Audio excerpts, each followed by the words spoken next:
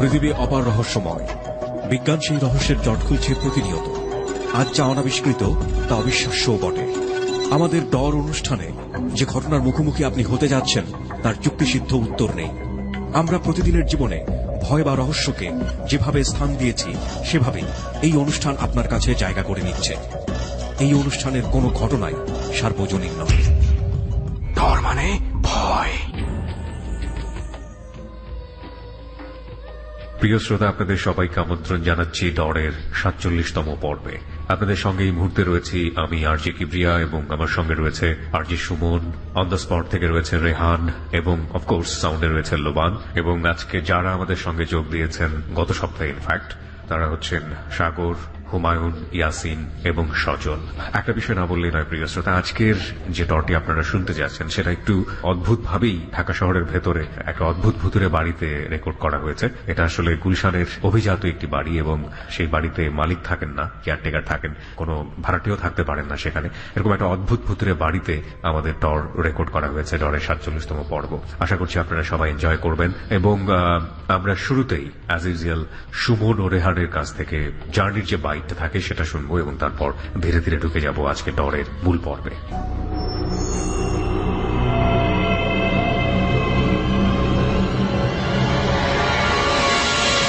ডর মানে ভয়।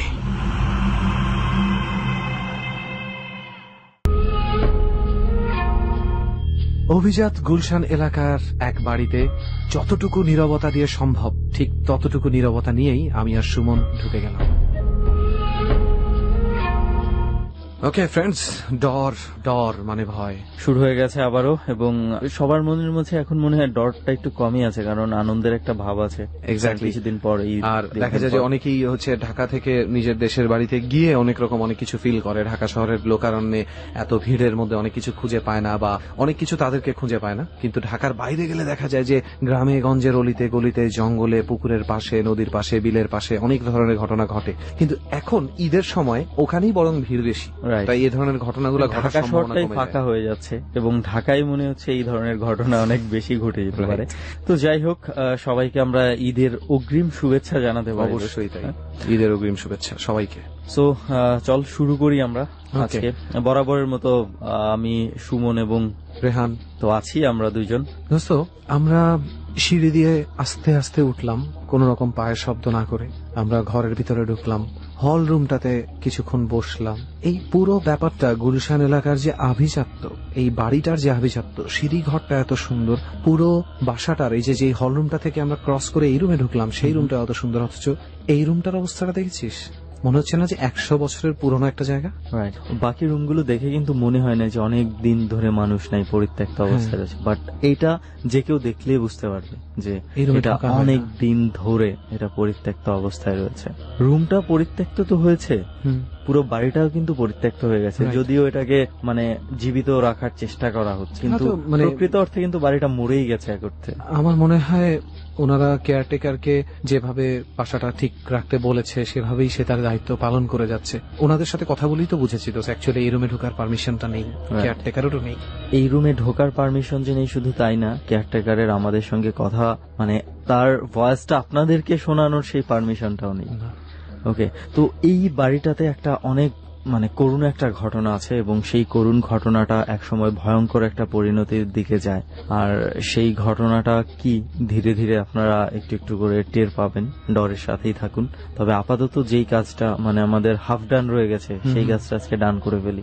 সাগর ভাই আজকেও জার্নিতে নিয়ে আসছি আমরা সাগর ভাইকে, যদিও ঢাকার মধ্যে আমাদের খুব একটা বেশি কষ্ট করতে হয় না।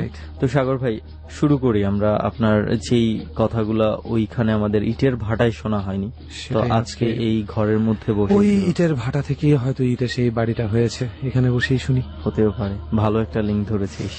সাগর ভাই, আপনার আরো এক্সপেরিয়েন্স আছে, আপনি আমাদেরকে বলেছেন, তো আমরা এবার সেখানে চলে যাই। আমার আরো এক্সপেরিয়েন্স আছে, তার মধ্যে যেটা সবচেয়ে বেস্ট সেটাই বলি। আমার নিজের সাথে ঘটে যাওয়া। আচ্ছা, তো আমি যখন ক্লাস 6-এ পড়ি, তখন আমাদের ফাইনাল পরীক্ষা মানে শেষ পরীক্ষার ছুটিতে। কত সালের দিকের ঘটনা হবে এটা? এটা আপনার হবে 2004-এর দিকে। ফাইনাল পরীক্ষা শেষ, ওটা ছুটিতে আছি, এটা বেশ একটা মজার ব্যাপার। ওই সাধারণত আমরা ওই আমাদের ওইখানে বিলে ওই যে আপনার টাকি মাছ ধরার জন্য যে একটা ফাঁদ পাতা হয়, এগুলা ম্যাক্সিমাম পাততাম। তো ওইখানে একটা বট গাছ আছে। আচ্ছা বট গাছটা এরকম যে ওর যে বাঁশরি মানে সাইডে যে ছোট ছোট শিকড় একবারে ভরা। আচ্ছা তো একদিন রাতের বেলা আমি আমার চাচাতো ভাই দুইজন মিলে প্ল্যান করলাম যে আমরা যাব মাছ ধরতে। তো আমরা রওনা দিছি। যাওয়ার পরে ওখানে যে প্রায় 2 ঘন্টা 2.5 ঘন্টা হয়ে গেছে, তার মধ্যে আমি একটা চিংড়ি মাছ পাইছি অনলি। আচ্ছা তো আমি আবার আমার চাচাতো ভাইকে বললাম কি যে তোমরা যা ধরো, আমার একটু খারাপ লাগতেছে, আমি বট গাছের নিচে একটু বসি। বট গাছের নিচে বসলাম। তো হঠাৎ করে দেখলাম কি যে সামনে দিয়ে একটা লোক আসতেছে। লোকটা লুঙ্গি পরা, একদম স্ট্রেট আমার সামনে এসে দাঁড়ালো। আমাকে প্রথমে একটা প্রশ্ন করলো, প্রশ্নটা ছিল আরবি ভাষায়। আচ্ছা হ্যাঁ, আমি লুঙ্গি পরা একটা মানুষ, আমাদের দেশের মানুষের আপনি মতো। আরবি বোঝেন? আমি আরবি তখন বুঝি না। তাহলে সেটা যে প্রশ্ন ছিল আপনি বুঝেন কিভাবে? আরবিতে কথা বলতেছে, আর আমাকে জিজ্ঞেস করছে আরবিতে। আচ্ছা কি হ্যাঁ, জিজ্ঞেস মানে? তো ওই যে কথাটা আমাকে বলছে, ওই কথাটা আমার মনে আছে। আচ্ছা মিন কল সায়াফর। তখন আমি বলছি যে আপনি কি বলছেন এটা আমি বুঝি না, আবার বলেন। আচ্ছা তখন উনি বলতেছে যে ওই একই প্রশ্ন আবার করলো। পরে আমি বললাম কি যে আসলে আপনার কথা আমি বুঝতে পারতেছি না, তা আপনি কি কোনো সমস্যা? তখন উনি হঠাৎ করে আবার মানে বাংলা ভাষায় বললেন যে আমাকে একটু সামনে আগায় দিবা। আচ্ছা তারপরে একজন সাধারণ মানুষের একটা সন্দেহ থাকতেই পারে যে প্রথমে আরবি ভাষা কেন বললো, যেহেতু উনি বাংলা পারে। তখন আমি বললাম কি যে দেখেন, আমি তো এখানে মাছ ধরার জন্য আসছি, আপনাকে আগায় দিতে পারবো না। অনেক আকুতি মিকুনি মানে করতেছে যে একটু আমাকে সামনে আগায় দাও, ওই হাওড়টা একটু পার করে দাও।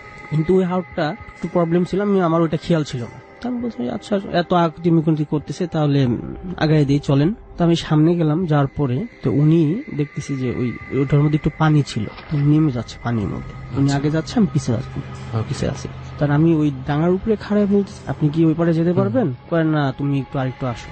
তখন আমি মানে অলরেডি হাঁটু পানির মধ্যে নেমে গেছি। পরে আমি ওইখানে দাঁড়ায় বলতেছি আপনি কি যেতে পারবেন? বাবা আরেকটু আসো, বাবা করে বলতেছে।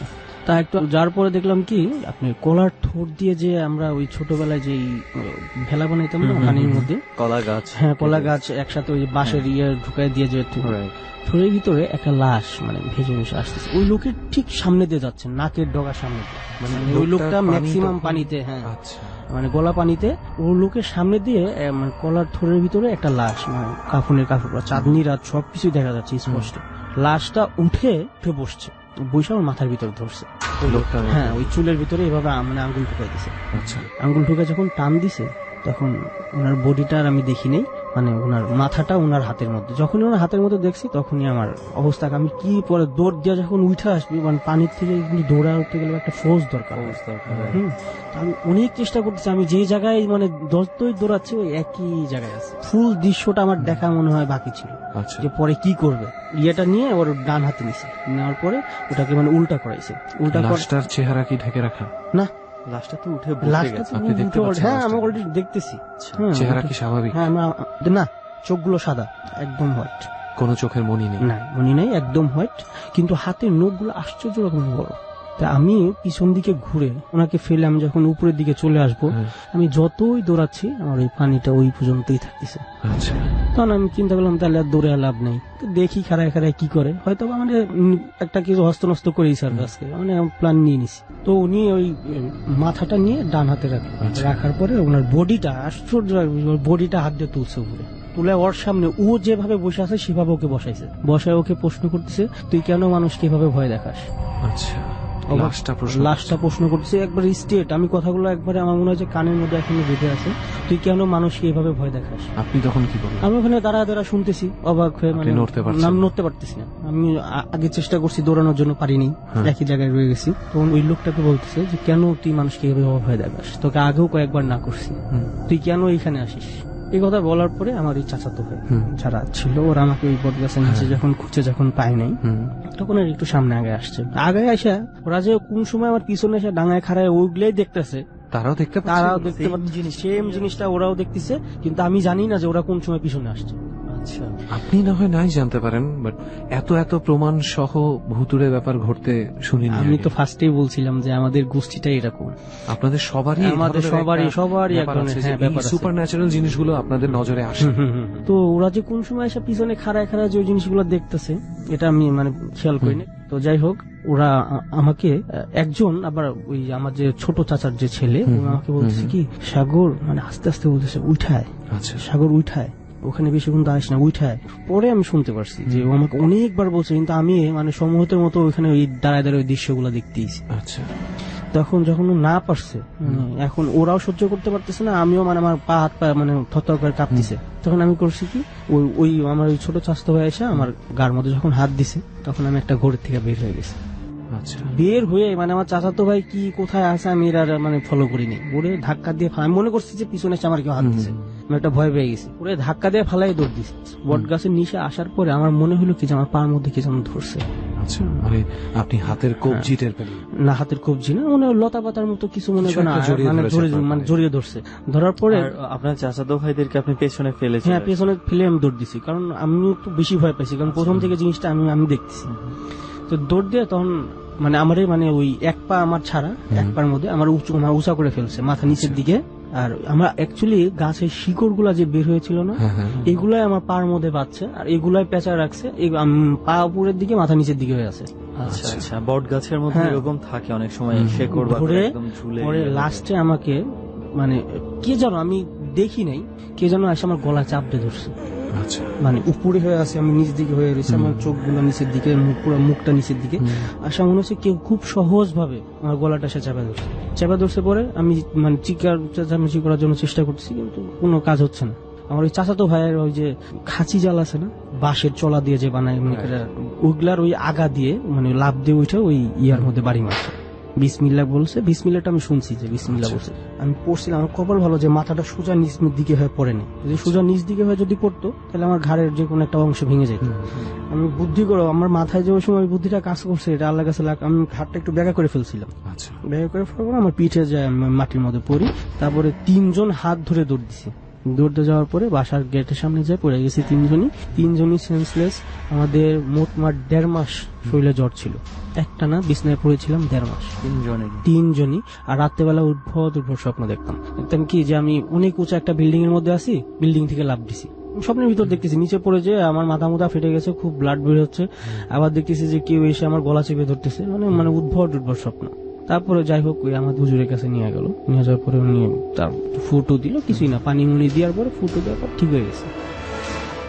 আসলে স্বপ্নের কথাটা, উদ্ভট স্বপ্ন উনি দেখতেন, জ্বর ছিলেন, এই ব্যাপারটা শুনে একটা ঘটনা মনে পড়ে গেল। ফেনীতে আমার কিছু আত্মীয় স্বজন আছে, আমার খালাতো ভাইয়ের নাম রনি, ওর একটা ফ্রেন্ড, তো ওখানে গিয়ে ওই লোকটার সাথে আমার দেখা হয়। ওনার লাইফে যেটা ঘটেছে সেটাও খুব অদ্ভুত একটা ব্যাপার। প্রথমত ব্যাপারটা, ওনার নাম ছিল আসগর। তো আসগর সাহেবের যেটা হতো, ওনার বয়স যখন মানে 45 এর মতো, তখন একটা রোড অ্যাক্সিডেন্টে, বাস অ্যাক্সিডেন্টে সে কোনো রকমে বেঁচে যায়। তার মেয়ে এবং তার ওয়াইফ মৃত্যুবরণ করে সেখানেই, অন স্পট ডেথ। ওনার যেটা ব্যাপার হয়েছিল যে উনি ওনার ওয়াইফকে এত জোরে জড়িয়ে ধরে রেখেছিলেন শেষ মুহূর্ত পর্যন্ত, ছুটিয়ে নিয়ে আসতে কষ্ট হয়েছে। মানে ওনার ওয়াইফও ওনাকে জোরে জড়িয়ে ধরেছিল এবং এতক্ষণ ধরেই সে ছাড়েনি, কান্নাকাটি করতে করতে, যে মানে তার ওয়াইফের হাত কিছুটা শক্ত হয়ে যাওয়ার একটা ব্যাপার আসে না, লাশ অনেকটা ওরকম হয়ে গেছিল। মানে অনেক কষ্টে ছাড়িয়ে এলাকাবাসী নিয়ে আসে, পরিচিত জন্য, অপরিচিত জন্য ধরারই সাহস পায়নি। হিস্টেরিয়া রোগীর মতন চিৎকার চেঁচামেচি করছিল শক্ত করে ধরে, অ্যাজ ইফ সে সাথেই চলে যাবে এরকম ব্যাপারটা। যেটা হয়, ওখান থেকে আসার পরে তার এরকমই আপনি যেভাবে বললেন, প্রায় 1-1.5 মাস টানা জ্বর থাকে এবং জ্বরের ঘরে প্রতিদিন রাত্রে সে একটাই স্বপ্ন দেখত। ওইখানে, ওই যেখানে অ্যাক্সিডেন্টটা হয়েছে সেখানে সে দাঁড়িয়ে আছে একটা সাদা পাঞ্জাবি পরে, সে নিজেই, এবং সামনে একটা গাছের উপরে কিছু একটা আছে যেটা সে বুঝতে পারছে না কে। সে জানে কেউ একজন, কিন্তু কে বুঝতে পারছে না। তার খুব মনে হতো যে সেটা তার ওয়াইফ।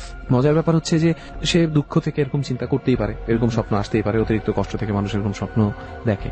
তো একদিন যেটা হয়, ডর মানে ভয়।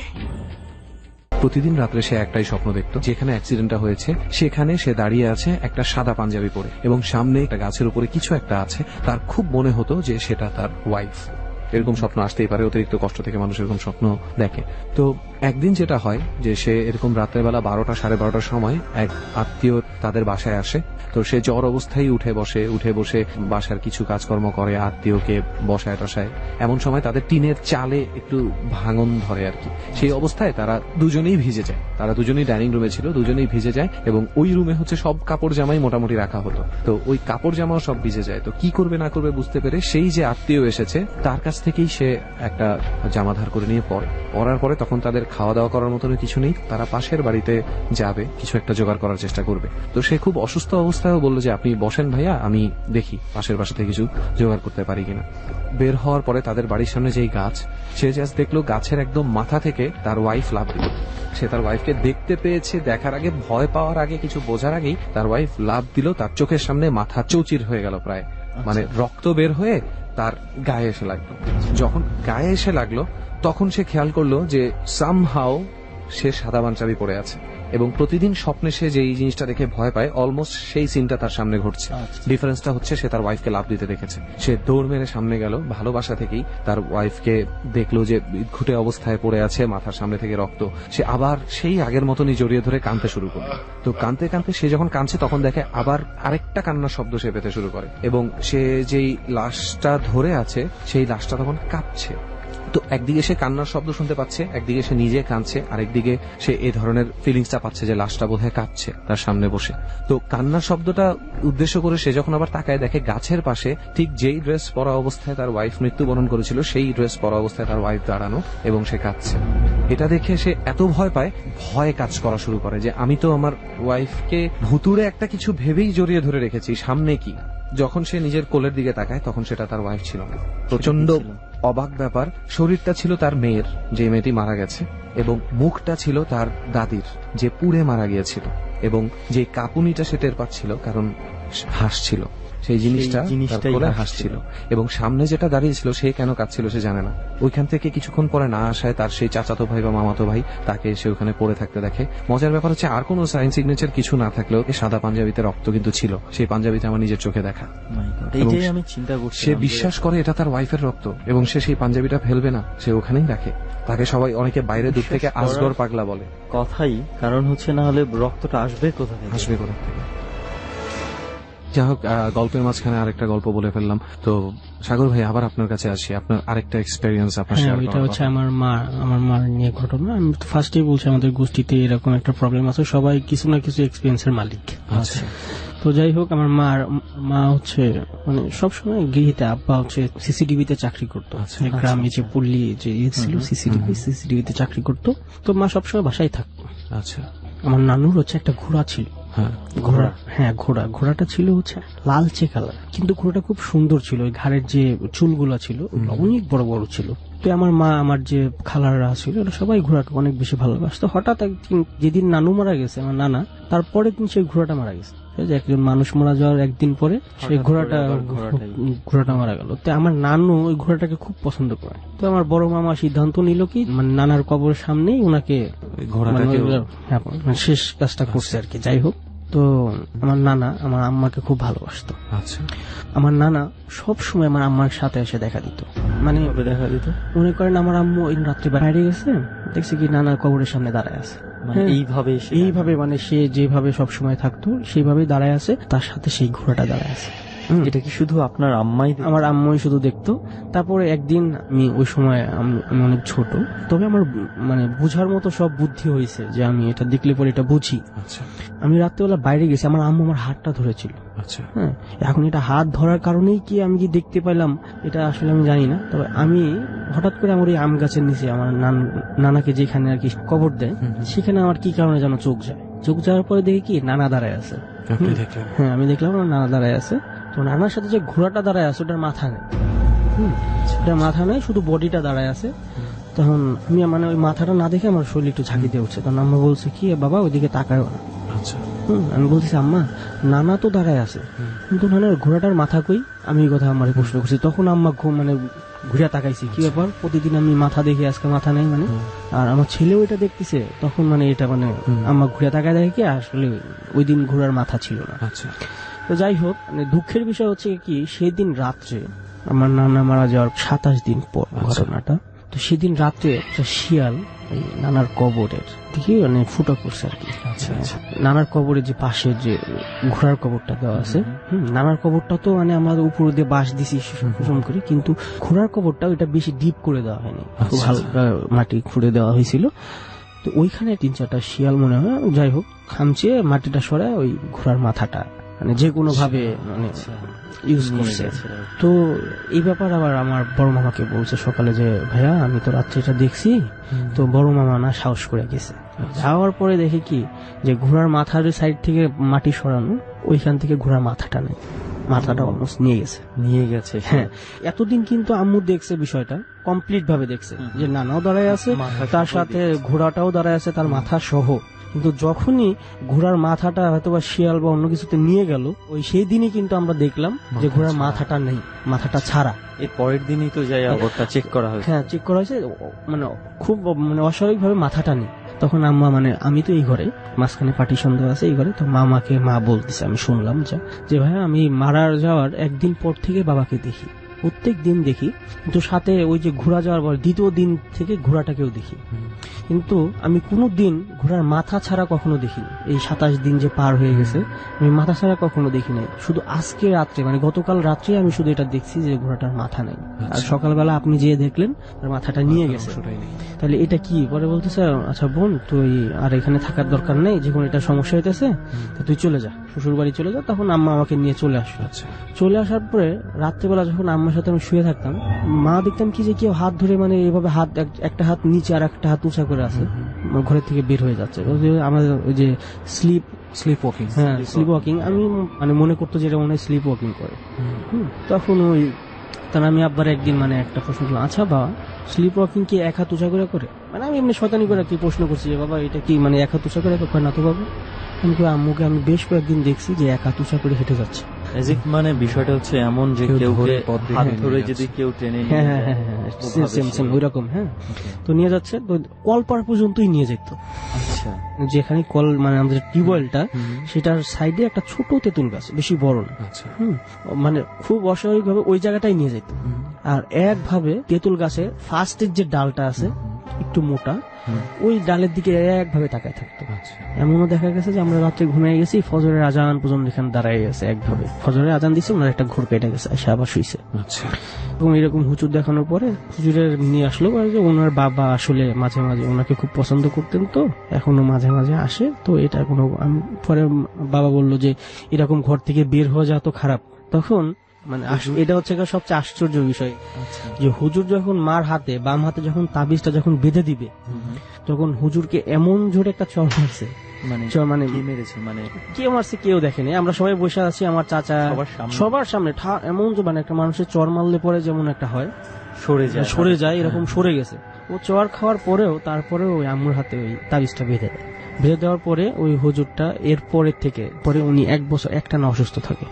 উনি এত কিছু জানতো, ওই যে আগে আমাদের খবরটা বলে দিল, জানার পরেও তিনি 1 বছর একটানা অসুস্থ থাকে। হয়তো বা এখন হচ্ছে লিভারের প্রবলেম হচ্ছে, আবার দেখা যাচ্ছে চোখে কম দেখতেছে, কোনো না কোনো ভাবে অসুস্থতা তার লেগেই আছে, মানে একটা ঠিক হচ্ছে আর একটা প্রবলেম হচ্ছে। তারপর তাবিজ বেঁধে দেওয়ার পরে আপনার আম্মুর না, আমার আম্মু একদম সমস্যার সমাধান, ওনার বাবাকে যে দেখতে পাইতো এই সমস্যাটা সমাধান হয়ে গেছে।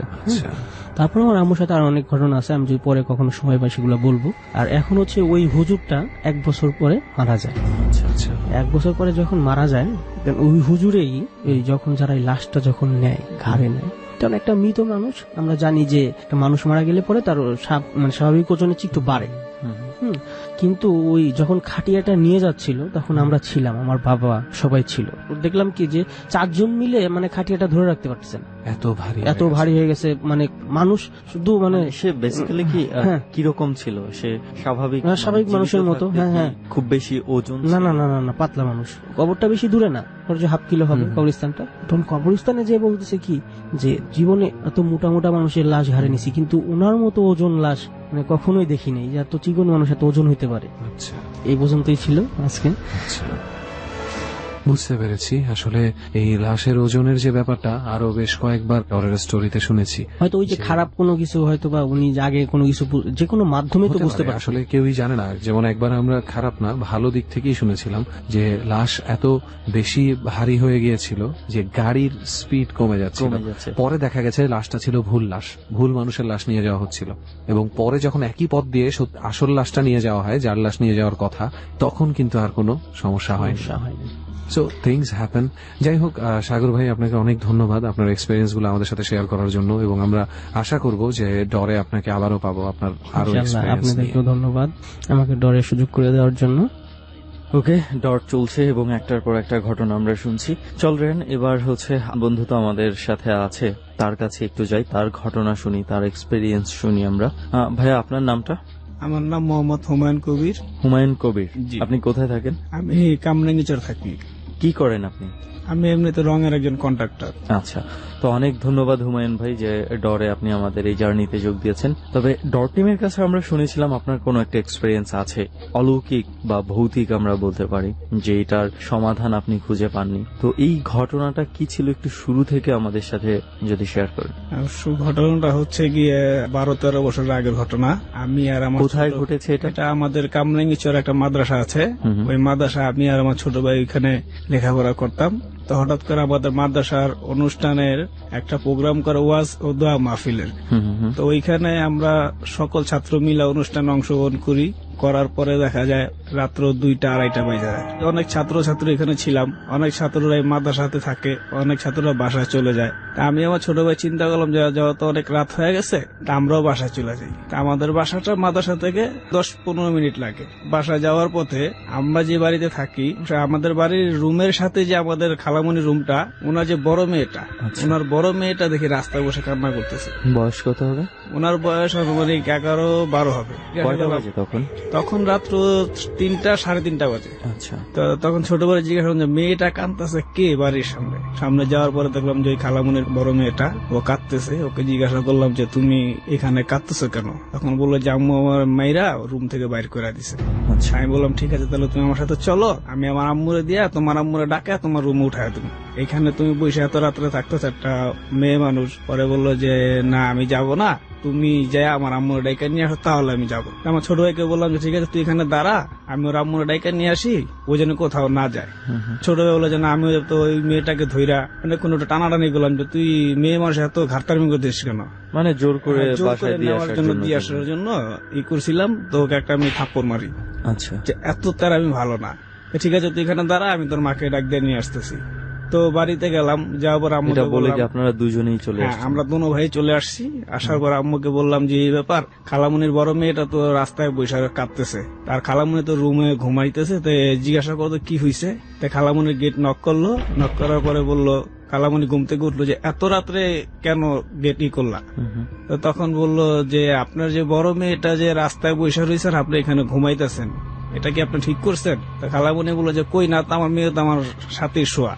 তা আমি আমার আম্মু রুমের দিকে তাকাইলাম, তাকায় দেখি যে হ্যাঁ খালামুনির বড় মেয়েটা রুমের ভিতরে শোয়া ছিল।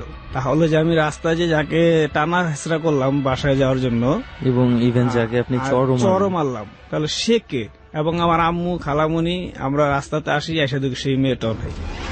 এটাই ছিল আমার কাছে একটা ঘটনা। ওকে, তো এটা নিয়ে আপনি গায়ে হাত তুলেছেন, চর মেরেছেন, তখন কোনো ধরনের কোনো রিয়াকশন করেনি? না, তখন অন্য কিছু করেনি। মানে যখন আমি চটটা মানে সে মনে করে আমার দিকে এইভাবে তাকাইছে যে আমাকে মারলি, এরকম একটা ভাব ছিল যে কিছু বলবে, কিন্তু এরকম কিছু বলেনি। কিন্তু তার চোখ খুব লাল ছিল। এরপরে আর এটা নিয়ে কোনো ধরনের কোনো কিছু হয়েছে? জি না, এরপরে এই ধরনের কোনো কিছু হয়নি। তো আমার আম্মু বলছে দৌড়াইছি আমরা, তো ওই পঠির আগারকে লবণ পানি ই কইরা আমাদের খাওয়াইছে গরম কইরা, এর ভয়টা কেটে। আসলে মানে ঘটনাটা অনেক ছোট হলেও মানে একটা কিন্তু অদ্ভুত একটা বিষয় যে মানে আমি বাড়ির পাশেই যাকে দেখলাম যে বসে কান্নাকাটি করতেছে এবং যাকে থাপ্পড় পর্যন্ত মারা হলো, আর কিছুক্ষণের মধ্যেই যায় শুনলাম যে সে মানে ঘুমাচ্ছে। এটা মানে আসলে কোনো লজিক খুঁজে পাচ্ছি না, যেটা নিশ্চয়ই এমন কোনো একটা ঘটনা যেটা শোনার জন্য আমরা আসলে ডরে যেই ঘটনাগুলো খুঁজে বেড়াই, এরকমই একটা ঘটনা। তো অনেক ধন্যবাদ যে এই ঘটনাটা অনেক ছোট হলেও যে আপনি শেয়ার করার জন্য আমাদের এই জার্নিতে এসেছেন। ডর মানে ভয়। আমাদের সাথে আরো বেশ কয়েকজন রয়েছে আজকে। আপনার নামটা ভাই? আমার নাম ভাই মোহাম্মদ ইয়াসিন। মোহাম্মদ ইয়াসিন। জি, আপনি কোথায় থাকেন? আমি থাকি পুরান ঢাকা, দয়াগঞ্জ। আচ্ছা, আর আপনি কি করছেন এখন? আমি এখন ছোটখাটো একটা জব করি। ছোটখাটো একটা জব করছেন। আপনার সাথে যেটা ঘটেছে সেটা কি আপনার সাথেই ঘটেছে না অন্য কারো থেকে আপনি শুনেছেন? আমি মানে অন্য কারোর সাথে শুনছি। আচ্ছা আচ্ছা আচ্ছা, ওকে দেন ভাইয়া, আপনার সাথে ঘটুক আর না ঘটুক একটা এতটুকু জানি যে ঘটনাটা ঘটেছে, তাই না? তো চল সুমন, আমরা ঘটনায় চলে যাই। ঘটনায় চলে যায়, রাইট। তো এই ঘটনাটা যেটা আমরা প্রথম শুনবো আপনার কাছে, এটা কতদিন আগে ঘটেছে? এটা আপনার বেশি দিন না, রোজার এক সপ্তাহ আগে। আচ্ছা, তাহলে খুবই রিসেন্ট একটা ঘটনা। রিসেন্ট একটা ঘটনা। ওকে, তাহলে আমরা শুনি, শুরু থেকে শুনি ঘটনাটা কিভাবে কি আমরা হয়েছে। আপনার এই শাহবাগে আড্ডা মারতেছিলাম, তখন হঠাৎ করে আমাদের খুলনা ভার্সিটি যে ছোট ভাইটা পড়ে ও আসলো।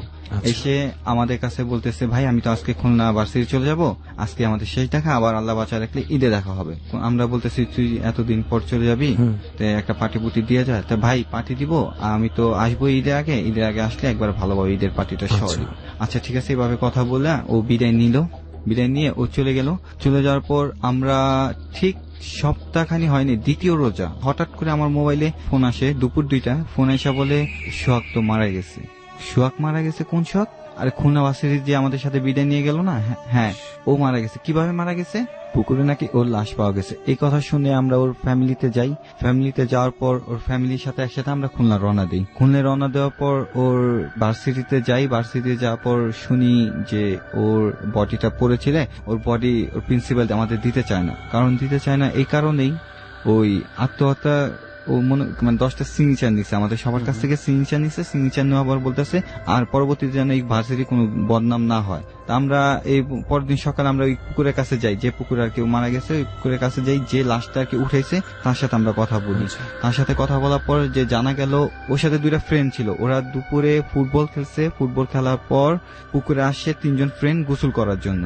2জন ফ্রেন্ড গোসল করে উঠে গেছে। ও বলতেছে যে লাস্ট একটা ডুব নাকি দিবে। তো লাস্ট একটা ডুব দেওয়ার কথা নাকি ও ডুব দিছে। ডুব দেওয়ার পর 2 থেকে 3 মিনিট হয়ে গেছে, ও উঠে না।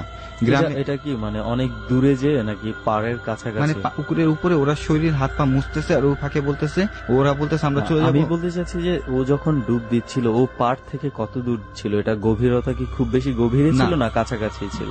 এখান থেকে 10 হাত। আচ্ছা, মানে তার মানে পাড়ের খুব কাছাকাছি ছিল। 10 হাত ছিল। ও বলতেছে যে এটাই আমার লাস্ট, আমি উঠে যাব। তো ওরা লাস্ট বলে ডুবটা দিছে। ডুবটা দেওয়ার পর 2 থেকে 3 মিনিট হয়েছে, এখনো উঠতেছে না। ওরা সবাই নার্ভাস হয়ে গেছে যে এটা কি। গ্রামের একটা লোক ছিল, দেখে ওর সাথে সাথে নামছে। সাথে সাথে নামার পর মানে পাচ্ছে না, কোথাও পাচ্ছে না। হঠাৎ আরেকজন নামছে, হঠাৎ দেখতেছে কি উপর থেকে পা ভেসে উঠছে, মানে পাটা ভেসে উঠতেছে, পাতা দেখা যাচ্ছে। হ্যাঁ পায়ে পাতা। তো ওইখান থেকে সবাই গেছে, উঠে দেখে যে হাতটা মুট করা, হাতের ভিতরে একটা কাপড় পাওয়া গেছে, সাদা কাপড় পাওয়া গেছে। হ্যাঁ সাদা কাপড় পাওয়া গেছে, হাত মুট আর মুখ দাঁত পুরো লাগানো, ঠিক আছে, মানে মুখের ভিতরে একটা ফোঁটা পানি যায়নি। ওরা অনেক সময় মানে মানুষ সেন্সলেস হয়ে যাওয়ার আগে যেমন দাঁত কপাটি লেগে যায়, হ্যাঁ সেরকম অবস্থা। সে মানে চোখ মুখ বড় ছিল, তার শরীরে কোনো পানি ঢুকে নেই, মানে পানি ঢুকে নেই। হাতটাও মানে হাতটা যে খোলা হয়েছে, হাতটা ভিতরে এখানে শুকা, দাঁত এখানে ভিতরে শুকা, মানে ভিতরে মানে ও যদি সাঁতার না পারতো হাত পা ছড়াছড়ি করতো, ওরকম কিছুই না। সে কি সাঁতার জানতো? হ্যাঁ সাঁতার জানতো সে। তুই চিন্তা করতে পারছিস একটা ব্যাপার, মাঝখান থেকে ভাই বলছে, মানে এটা ছট করে হয়তো অনেক লিসনার খেয়াল করবে না, সে হাত মুট করেছে, হাতের ভেতরটা শুকনা ছিল, পুকুরে ডুবে আছে, কত জোরে হাত মুট করে রাখলে হাতের ভিতরটা শুকনা রয়ে যায়, একটু পানি ঢুকতে পারে না। এবং আর হাতে এক হাতে আপনারা কাপড় সাদা একটা কাপড় পাওয়া গেছে, ওই কাপড়টা আমাদের সাথে দিয়েও দিছিল। উঠানোর পর পুকুরের লোকেরা বলতেছে তোমরা এই ভর দুপুরে কেন এখানে গোসল করতে আসলে, এই পুকুর তো এমনি ভালো না। কথা বলতে বলতে শুনলাম যে এই প্রতি রাত্রেই এই পুকুরে থেকে একটা মহিলার কান্না আওয়াজ পাওয়া যায়, আর গ্রামবাসীরা বলতেছে, আর প্রতি বছর নাকি এখানে এক মার এক ছেলে আসলেই ভোগ হয়, এরকম মারা যায় আর কি। মানে আসলে এই জিনিসটা আমি সত্যি কথা বলতে আমি লিসনারদেরকেও বলছি, সুমন্তরেও বলতেছি, ভাইকেও বলছি, ইয়াসিন ভাইকে, যে এই জিনিসটা আমরা এখন থেকে আর বলবো না। এই যে এক মায়ের এক ছেলে, এই ঘটনা বাংলাদেশের সমুদ্র থেকে শুরু করে প্রত্যেকটা পুকুরে পুকুরে আছে। এটা যেভাবে ছড়িয়ে গেছে ব্যাপারটা, এখন মনে হচ্ছে পুকুর দেখলেই মানুষ এই ধরনের কথা বলে। সো কোনটা রেখে আমরা কোনটা বিশ্বাস করবো, তার চেয়ে বরং আমরা না বলি, অ্যাটলিস্ট যতটুকু মানুষ জানে, মানুষের মনে যেন কোনো পুকুরের ব্যাপারে এরকম ধারণা না থাকে। রাইট। তারপর আমরা ওইখান থেকে রাত্রে তো রওনা দেওয়াটা কোনো পসিবল ছিল না, আমরা সকালে রওনা দিব। তো রাত্রে ওই গ্রামবাসীর মধ্যে পুকুরে এখানেই ঘুরতেছিলাম। গ্রামে অঞ্চলের সবাই একটা ডিসিশন করে পুকুরটা পুরো বন্ধ করে দেয়। মানে বন্ধ এখানে করে দেয় মানে কারো মাটি মানে দিয়ে ব্যবহার করা। ব্যবহার অপরিযুক্ত করে দেয়, মানে এটা পরিত্যক্ত পুকুর। আচ্ছা এখানে যেন পরবর্তীতে কেউ না আসে আর এরকম বিপদে যেন না পড়ে। ওই ঘটনাটার পর থেকে পর থেকে হ্যাঁ, ওইটা অনেক আগে থেকে নাকি ওরা নাকি কান্নার আওয়াজ শুনতো, এবং একজনের মুখ থেকে শুনলাম যে সে নাকি গ্রাম অঞ্চলে নাকি অনেক হাট বসে, মানে এক নির্দিষ্ট টাইমে একটা হাট বসে। হাট বসে, okay. হ্যাঁ, ওই হাটে থেকে নাকি উনি যাওয়ার পথে মানে একটু যেতে একটু লেটই হয়ে যায় বেশি, তার দোকানপাট বন্ধ করে যেতে যেতে। তো তার বাড়িতে হলো যে সে যদি তার বাড়িতে যেতে হয় তাহলে ওই পুকুর থেকেই তার যেতে হবে, ওই পুকুরের মানে সামনে ওইটার সাথে হ্যাঁ, দিয়ে যেতে এছাড়া হবে। কোনো ওয়ে নেই। তো ও যাচ্ছিল, মানে তখন আবার ঘুরা ঘুরা বৃষ্টিও পড়তেছিল। তো যাওয়ার পর সে একটা মানে মিউজিকের শব্দ শুনতেছে ওই পুকুরে, এখানে মানে কি যেন একটা শব্দ আসতেছে গানের মতন। মানে সে তো বুঝতেছে যে ওইখানে নিশ্চয়ই কোনো হাত পিছু, সে যাইতে চায় না। পথ দিয়ে যখনই আসে তখনই নাকি একটা আঁচল, আচ্ছা শাড়ির একটা আঁচল নাকি তার পায়ের সামনে আছে। ঠিক আছে, সে ওইটা দেখে নাকি নার্ভাস হয়ে গেছে, ভয় পেয়ে গেছে। সে কি করবে, সে উল্টাও যেতে পারতেছে না, উল্টা ঘুরে গেল সে অনেক পথ। সে ওই আঁচলটা কি করবে, সে দাঁড়ায় ছিল, অনেকক্ষণ দাঁড়ায় ছিল, আঁচল সরেই না। সে চোখ বন্ধ করে সূরা পড়তে পড়তে পড়তে পড়তে আগে বাড়তেছে, আগে বাড়তে সে এক পর্যায়ে যে দৌড় দিবে, দৌড় দিতে পারতেছে, তার হাত পায়ে কোনো শক্তি কাজ করতেছে না। সে এক পর্যায়ে থয়ে বসে পড়ছে, এখানে বসে জোরে জোরে সূরা পড়তেছে, বাঁচার জন্য করতেছে। তখনই নাকি পাশের এক গ্রামের নাইট দারোয়ান বাঁশি হুইসেল মারতে মারতে আসে, তারে দেখে নাকি সে মানে একটু আর কি সাহস পাইছে। তখন তার বাসায় গেছে, বাসা যাওয়ার পর সে আর কি রক্ত বমি করে। তখন তার ফ্যামিলিকে বললো, পরের দিন সকালে তার ফ্যামিলিরা হুজুর ডাক দিয়ে এসে তাকে আর কি পানি করে। তার মানে ওখানে যাওয়ার পর আপনারা এই পুকুরটা এই নিয়ে পুকুরের অনেক ধরনের ঘটনা পেয়েছিলেন, হ্যাঁ। এবং শুরু থেকে আপনারা যে সিগনেচারের বিষয় বলছিলেন, এটা আসলে একটা যেহেতু হঠাৎ করে একটা অপমৃত্যুই বলা যায়, তো সেই ক্ষেত্রে কিছু আইনি জটিলতার বিষয় থাকে, সেই জন্য হয়তো কর্তৃপক্ষ কিছু ব্যবস্থা নিয়েছিল। Right. সেখানে ডকুমেন্টস এর কিছু বিষয় থাকে। Rights and regulation. যেটা আমি বলতে চাচ্ছিলাম সুমন, যে একটা জিনিস খেয়াল করেছিস, প্রায় কিন্তু আমরা এই জিনিসটা শুনি যে কেউ একজন ভয়ে দৌড়াতে পারছে না, কেউ একজন ভয়ে থমকে গেছে, কেউ একজন ভয়ে হাঁটতে কষ্ট হচ্ছে, কারো শরীর ভারী হয়ে গেছে। এই জিনিসগুলো আসলে কোথা থেকে হয়, আমি অনেক দিন ডরের শুরু হবার অনেক আগে থেকে আমি এই বিষয়গুলো নিয়ে ঘাটাই। তো ঘাটাতে ঘাটাতে ইভেন ডরে অনেকজনের কাছ থেকে এটা শুনে শেষ পর্যন্ত গত দুদিন আগে আমি মানে অনেকক্ষণ সার্চ করার পরে যে জিনিসটা বের করতে পেরেছি যে আসলে আমরা অনেক কমপ্লিকেটেড চিন্তা করি, তো ব্যাপারটা খুব বেশি সিম্পল। যেটা হয় সেটা হচ্ছে টেনশন যখন মানুষের মনে কাজ করে তখন ব্রেইন অক্সিজেন পায় কম, এবং যখনই ব্রেইন অক্সিজেন কম পায় তখনই শরীরের অনেক পার্ট আস্তে আস্তে আস্তে আস্তে অকেজো হতে শুরু করে। এবং ওইটাই যেহেতু মানুষ, আমাদের চিন্তা শক্তি আছে, চিন্তা শক্তি দিয়ে আমরা বানিয়ে নেই যে আমি পারছি না, আসলে ব্রেইন পারছে না কারণ অক্সিজেন কম। একটা ছোট্ট এক্সাম্পল দিই, যেহেতু আজকে পুকুর নিয়ে কথা হচ্ছিল, পানি নিয়ে। একবার কোনো একভাবে মজা করে ফ্রেন্ডদের সাথে নেমেছিলাম এক পুকুরে। তো পুকুরে নামার পরে একটা পর্যায়ে আমার জিন্সের প্যান্ট ছিল পরনে, তাই মানে পানিটা টানছিল আমাকে নিচ দিকে, আমি সাঁতার পারতাম না তখন। তো আমি সাঁতার কাটার চেষ্টা করে সামনে আসতে পারছি না। এক পর্যায়ে আমার কাজিন আমাকে বাঁচাতে আসে, যে ওকে উঠায় নেই। তখন আমার মাথায় টেনশন আছে, আমাকে বাঁচাতে গিয়ে ওর না আবার কিছু হয়। আমি ওকে ঠেলে দিলাম, ঠেলে দিয়ে কোন রকমে নাকানি চুবানি খেতে খেতে আমি এক পর্যায়ে যখন ঘাটে এসে দাঁড়ালাম পুকুরের, তখন আমি যেটা দেখলাম যে অ্যাকচুয়ালি আমি যদি সর্বশান্ত হয়ে দাঁড়িয়ে হেঁটে হেঁটে চলে আসতাম তাহলে আমি এর চেয়ে তাড়াতাড়ি আসতে পারতাম, আমার এত পানি খেতে হতো না। কিন্তু মূল ব্যাপার হচ্ছে আমার ব্রেনে অক্সিজেন যাচ্ছে কম পানির কারণে, যে কারণে আমি মাথা ঠান্ডা রাখতে পারিনি। এটার আরো একটা অনেক উদাহরণ আপনারা পাবেন, যে হয়তোবা অনেকে অনেক সময় দেখা গেছে এমন কোন একটা সিচুয়েশনের মধ্যে পড়ে গেছেন, খুব বিপজ্জনক একটা সিচুয়েশন, নট লাইক দ্যাট সেটা ভৌতিক কোনো কিছুতেই, হয়তোবা আপনার কেউ অসুস্থ, হাসপাতালে ভর্তি আছে, আইসিইউতে আছে, আপনাকে একটা সিদ্ধান্ত নিতে হবে কি করবেন আপনি। ওই সময় তো হঠাৎ করে দেখবেন যে আপনি সিদ্ধান্ত নিতে গিয়ে নার্ভাস হয়ে যাচ্ছেন, আপনার কোনো কিছু ব্রেইন কাজ করছে না, আপনি ঠিকমতো মানে দৌড়াতে পারছেন না, ঠিকমতো হাঁটাচলা করতে পারছেন না। সো এটা অনেক ক্ষেত্রেই হয়ে যায়। সো সব ক্ষেত্রে এটা আসলে ভৌতিক সব ক্ষেত্রে না, কিছু কিছু ক্ষেত্রে আবার হয়তো সত্যি এমন হয়, আমি সেই ব্যাপারগুলোকে ডিনাই করছি না, বাট এতটুকু বলছি যারা এই ধরনের ভয় ফেস করবেন, বাই চান্স যদি করেন, সব সময় চেষ্টা করবেন মাথাটা একটু ঠান্ডা করে জোরে জোরে কন্টিনিউয়াসলি নিঃশ্বাস নেওয়ার। তখন আপনি আস্তে আস্তে অক্সিজেন থেকে আপনার শক্তিটা খুঁজে পাবেন। যাই হোক, অনেক তথ্য কথা হয়ে গেল, আবারও ডরে ফিরে যাই, অর্থাৎ ভয়ে। ওকে ইয়াসিন ভাই, আমরা আরো শুনেছিলাম ডট টিমের কাছে যে আপনার আরো কিছু ঘটনা আছে, এবার একটু সেই ঘটনাগুলোর দিকে যাই। আমি এবার নেক্সট ঘটনাটা বলতেছি আপনার সিলেট মেডিকেল একটা হাসপাতাল নিয়ে। আচ্ছা, মানে সিলেটের কোন একটা একটা medical মেডিকেল hospital, হ্যাঁ। নিয়ে আপনি ঘটনাটা বলছেন। ওই 4 জন ওরা বেস্ট ফ্রেন্ড একই মেডিকেলে ভর্তি হয়েছে। প্রতি সপ্তাহে একটা কথাই শুনতে পারতো, 4 জনের থেকে একজনের কাছ থেকে 3 জন শুনতো যে ওর নাকি অনেক সাহস, সে অনেক কিছু পারে। ঠিক আছে, ওর সাথে কিছু বলতে হলে বলে তোরা আমার সাথে কথা বলিস না, আমার সাহসের সাথে তোরা কিছু পারবি না। আচ্ছা, তে ওরা এই কথা শুনতে শুনতে 3 বন্ধু ত্যক্ত হয়ে যায় যে ওরে একটা ডরের মানে সাহসের পরীক্ষা করতে হবে। কিরকম পরীক্ষা করতে হবে? ওরা 3 জন বসে বলে যে আজকে দম রুমের ওকে বলবো যে 4টা যে লাশ আছে নতুন, ওই বাক্স খুলে প্রতিটা বাক্সের মাথায় একটা করে বিস্কুট দিয়ে আসবে প্রতি লাশের মাথায়। যদি ও 4টা মাথায় বিস্কুট দিয়ে আসতে পারে তাহলে আমরা মনে করব যে হ্যাঁ ও পারফেক্ট, ও সাহস, ও যা বলবে আমরা তাই মানবো। তো ও এই কথা বলতে বলতে ও আসলো, আইসা ওকে বলতেছে যে দোস্ত তোর নাকি অনেক সাহস, আমরা তো মানি, কিন্তু আজকে মানবো না, আজকে আমরা দেখবো। কি দেখতে চাস বল? দোস্ত আজকে দুমগড়ে 4টা লাশ আসছে নতুন, কাঠের বাক্সতে রাখা, ওই প্রতিটা বাক্স খুলবি, খুলে প্রতিটা মাথায় একটা করে বিস্কুট দিয়ে আসবি। হ্যাঁ, এটা কোনো ব্যাপার হলো? এখন না, যাইতে হবে রাত 12টার পর। আচ্ছা, যদি 12টার পর যদি তুই পারিস তাহলে বল। হ্যাঁ 12টার পর, হ্যাঁ যাবো, অবশ্যই যাবো। ঠিক আছে 12টার পর যাবি, কিন্তু আমরা দেখবো পরের দিন সকালে, আমরা 12টার সময় যাবো না, কারণ গেলে তো তুই একা হবি না। আচ্ছা ঠিক আছে। ও ঠিক 12টার পরই ওই প্রস্তুতি নিল যাওয়ার। এখন গেল, আস্তে করে গেটটা খুলে ও দেখলো হ্যাঁ 4টা লাশি বাক্সের ভিতর আছে। প্রথম বাক্সটা খুলে ও মাথার উপরে বিস্কুট রাখছে, প্রথম বাক্সটা দিল, দেওয়ার পর দ্বিতীয় বাক্সটাও দিল। আচ্ছা, তৃতীয় বাক্সটা দেওয়ার পরই চতুর্থতে যখন দিবে তখন একটা ঘটনা ঘটে গেল। কিরকম?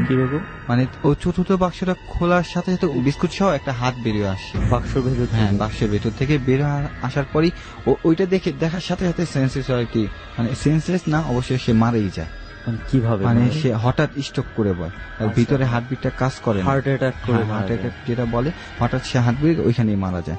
আর সবচেয়ে বড় কথা ছিল যে বাক্সের যে হাতটা ছিল ওইটা যে 3 বন্ধু থেকে যে বন্ধুটা প্ল্যান করছিল ওই বন্ধুটাই ছিল ওই বাক্সের ভিতরে। হোয়াট? মানে কি এটা লাশ? মানে ওকে ভয় দেখানোর জন্য ও নাকি অনেক সাহস, এই পরীক্ষা করার জন্য ওই বন্ধুটাই ওই বাক্সের মধ্যে শুয়েছিল। আচ্ছা, মানে ঘটনাটা হচ্ছে যে বন্ধুরা মিলেই প্ল্যান করেছিল এটা। এদের মধ্য থেকেই একজন বন্ধু লাশ সেজে আসলে শুয়েছিল ওখানে, যে বিস্কিটটা দিতে গেছে সে মানে ভয় দেখানোর জন্য হাতটা বের করেছে। তখন তো সে মনে করেন ভয়ে আর কি, সেও দেখে আর কি সাথে বুঝতে পারেনি, সে মনে করছে যে সেন্সলেস হয়ে গেছে, সে বাক্স থেকে ওইটা চলে গেছে। পরের দিন মানে দারোয়ান যে আসে খুলে দেখে যেখানে ও পড়ে আছে, সবাই হুড়াহুড়ি ডাক্তার আসে আগে দেখে মারা গেছে। পরে ওর বন্ধুরা যে what kind of fun is this? এই ধরনের মজা কিন্তু করা ঠিক না। কার হার্ট কতটুকু দুর্বল বা কার হার্ট কতটুকু শক্তিশালী এটা পরীক্ষা করার কোনো প্রয়োজন নেই। কোন কি ঘটছে এটা একটা মানে বিষয়, যে সে যখন এটা পেয়েছে সে তো পুরোপুরি বিষয়টাকে ওভাবেই ধরে নিয়েছে, রাইট, যে এটা হচ্ছে কোনো একটা লাশই এই ঘটনা ঘটে গেছে। তারপর ওই যেরকম নেওয়াজ গোসল করালো, জানাজা দিল, মাটি দিয়ে আসলো। মাটি দেওয়ার 3 দিন পর যে ফ্রেন্ডটা ওর সাথে শয়তানি করলো, মানে লাশের যে ফ্রেন্ড আর কি, হ্যাঁ লাশের যে ফ্রেন্ড আর কি ওর সাথে শয়তানি করছে, তারপর থেকে ও ঘুমাইতেই পারেনি। ওর চোখ বন্ধ করলে নাকি ওর কথাটা মানে ভাসে, ওকে নাকি ডাকে। ইভেন ওর যেখানে কবর দিছে সে প্রতি রাত্র ওইখানে যায় কাঁদাকাঁদি করে, বলে নাকি আমাকে মাফ করে দে, আমাকে মাফ করে দে। কিন্তু এক পর্যায়ে হইতে তো ও অ্যাডিক্টেডের মতো হয়ে গেছে, পাগল। মানে ও রাস্তাঘাটে ঘুরে ফিরে কি বলে কেউ মানে 1.5 থেকে 2 মাসের মধ্যে সেও মারা যায়।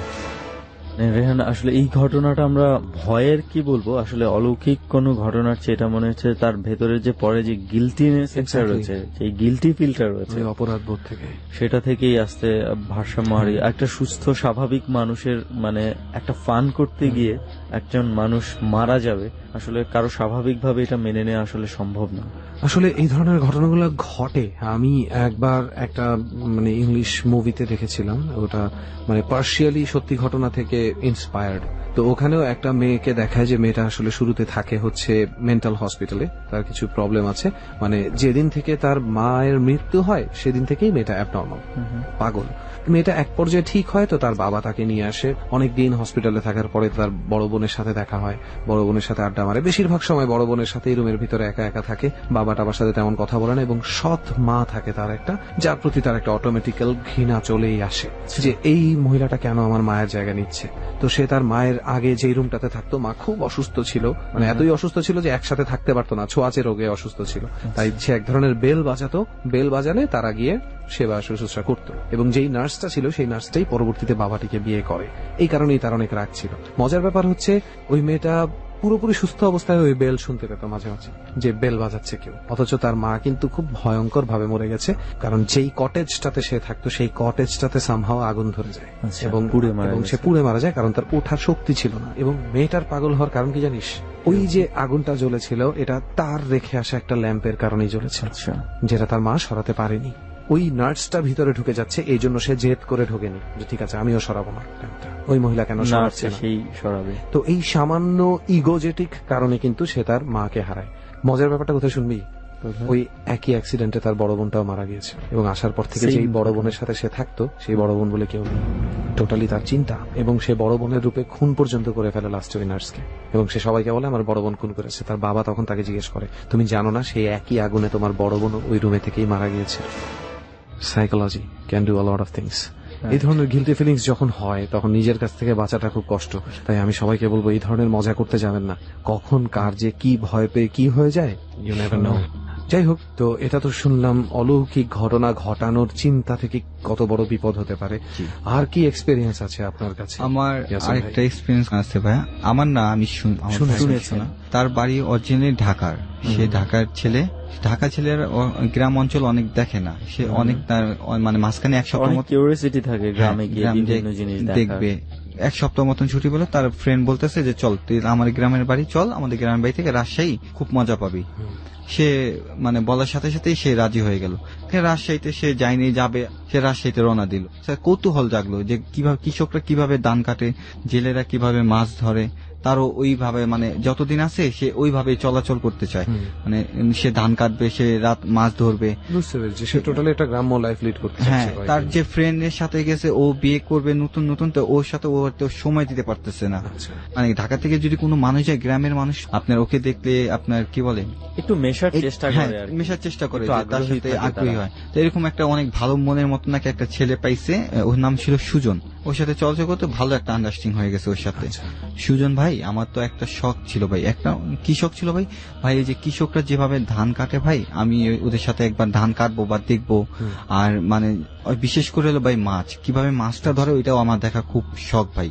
এই কাজটা যদি আপনি আমার সাথে একটু করতেন তাহলে খুব উপকার হইতো ভাই। এটা কোনো ব্যাপার হলো নাকি, আপনি বলবেন আমি আপনাকে করাবো, চলেন ধানটা এখন আপনাকে দেখায় নিয়ে আসি বা কাটা নিয়ে আসি। সে ধান কাটতে গেল, দেখলো ধান গুন কাটা, আসলো বাসায়, ওই মাছ ভাই, মাছটা যদি আপনি এখন ধরেন মজা পাবেন না, মাছটা ধরতে হলে আপনার রাত্রে, যত গভীর রাত হবে তত বেশি মাছ আপনি দেখাও মজা পাবেন, পাবেনও বেশি। সে বললো যে আচ্ছা ঠিক আছে, তাহলে আমি কি করবো? ভাই আপনি কি করবেন, আমি আপনাকে ডাক দিব বাসার থেকে, ডাক দিলে আপনি আইসা পড়বেন, আপনি কিছু লাগবে না, শুধু আপনি আসবেন। আচ্ছা ঠিক আছে ভাই, তাহলে আপনি আমার ডাক দিবেন, আমি খাওয়া দাওয়ার পর আপনার অপেক্ষায় থাকবো। সে আপনার রাতে খাওয়া দাওয়া করলো, খাওয়া দাওয়ার পর সে শুধু তার অপেক্ষায় আছে যে কখন তাকে সে ডাক দিবে। এক পর্যায়ে ঠিক 9:30 থেকে 10:45 মধ্যে তাকে একটা ডাক আসে যে ভাই আসেন। সে এই কথা শুনে সাথে সাথে ঘর থেকে বের হয়ে যায়। তার মনের ভিতরে একটা মানে ছিল, সে মাছ ধরবে। গেল, সে বাসার থেকে আপনার 1/2 কিলো পথ নদী, তারা দুজন হাতে হাতে কথা বলতে বলতে, কি কথা, যে ঢাকা থেকে যে ছেলেটা এসেছে সে কথা বলতেছে, কিন্তু তার সাথে যে ও কোনো কথা বলতেছে না, সে শুধু একটাই কথা বলতেছে যে ভাই আপনি আমার সাথে আসেন, আর কোনো কথা বলবেন না। নদীর সামনে আসলো, আসার পর বসি, জাল চল না, জাস্ট বসি, দুইজন হাতে 2টা বসি নিয়ে, মানে বসি যা যা দরকার দিয়ে করে নদীতে ফেলে বসে আছে দুইজন। বসার যে অনুভূতিটা, মানে হাঁটু গেড়ে, মানে হাঁটুটা দেখে বসে আছে। তো 10 মিনিট ধরে ঢাকা থেকে যে ছেড়ে গেছে, ও কথা প্রচুর কথা বলতেছে ওর সাথে, কিন্তু ও কোনো রেসপন্স করতেছে না, কোনো অ্যান্সার দিচ্ছে না। ও ওর দিকে ধাক্কা দিতেছে, মানে ডাকতেছে, ধাক্কা দিতেছে। একটা মূর্তিকে যদি ডাক দেই বা হ্যাঁ এতটুকু বলে, সে লড়েও না। একটা মূর্তি যেহেতু শক্ত থাকে, ওইরকম শক্ত। সে এটা দেখে খুব নার্ভাস হয়ে গেছে। সে এরকম তার ভিতরে এরকম কোন এক্সপিরিয়েন্স মানে নেই, সে কি করবে। সে ওইখান থেকে উঠে গেছে, চিন্তা করতেছে এখান থেকে তো বেশি দূর না, আমি বাসায় চলে যাই, কাউকে ডাক দিয়ে নিয়ে আসি। সে যেহেতু বাসায়, মানে ওইখান থেকে উঠে বাসায় রওনা দিছে, একটু হালকা জঙ্গল পরে যাওয়ার পথে যাওয়ার 2 থেকে 4 হাত দূরে দেখতেছে এক গাছের নিচে ওই যে বন্ধুটাকে ওইখানে রেখে আসে, ঠিক ওই অবস্থায় গাছের নিচে ও বসে আছে। ও দেখে পুরো আরো থক হয়ে গেছে, মানে কি করবে। মানে উনি তো যাকে পিছনে রেখে আসলো হ্যাঁ। নদীর কাছে।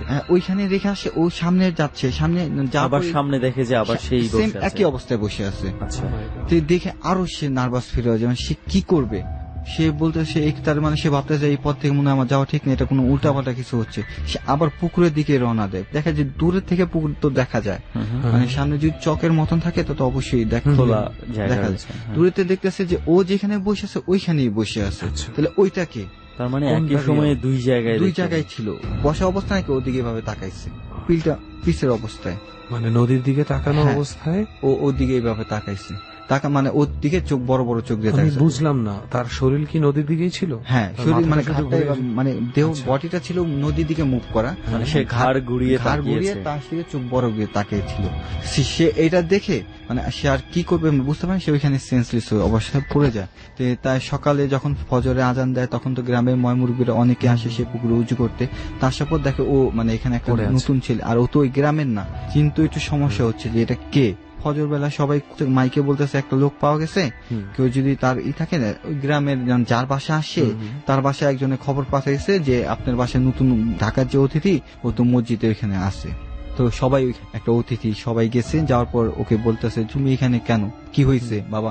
ও সেন্স তখন ওই ঘটনাটা বললো যে আমি অমুকের সাথে গেছিলাম, তো ওকে নিয়ে আসছে বাসা থেকে ধরে নিয়ে আসে, তুমি ওর সাথে এরকম কি কেন বললা, বা কেন ওই যে ওর সাথে মাছ ধরার কথা বলে তুমি ওকে ভয় দেখাইলা। আমি রাত্রে আসি নাই, মানে ওই ছেলেকে নিয়ে আসছে হ্যাঁ, যার সাথে বের যার হওয়ার সাথে কথা ছিল। হ্যাঁ, আচ্ছা। ও ওইখানে ওই দিন রাত্রে আসেনি, মানে ও ছিল নাকি ওর বোনের বাসায়। দোস্ত, তার মানে সে যদি ওই পরে যেটাকে দেখছে সেটাকে সত্যি ভেবেও কাছে যাইতো তাইলেও ধরা খেত। তাইলেও ধরা খেত, কারণ টোটালি সে ছিলই না। ছিলই না। আমি কিন্তু এতক্ষণ ভাবছিলাম যে ওই যে জঙ্গলে যেটা বসে আছে হয়তো ওকে না পেয়ে ওর জন্য অপেক্ষা করছে যে আসলে একসাথে যাবো বা মানে কিছু। কোনো একজন হয়তো বা রিয়েল Real, কোনো আসলে একটা রিয়েল real। কেউ ছিলই না ওখানে। না, ওইখানে যে ও বলতেছে তো আমি আমার বোনের বাড়ি ছিলাম, আমার তো আমার মোবাইলও নেই যে আমি আপনাকে ফোন করে দিয়ে জানাবো। বলবো যে ভাই আমি আসতে পারবো না। তখন ওই দিনই সে ঢাকায় ব্যাক করে। যাই হোক, তো এটাই বোধহয় ছিল ইয়াসিন ভাই আপনার হ্যাঁ। ঘটনা।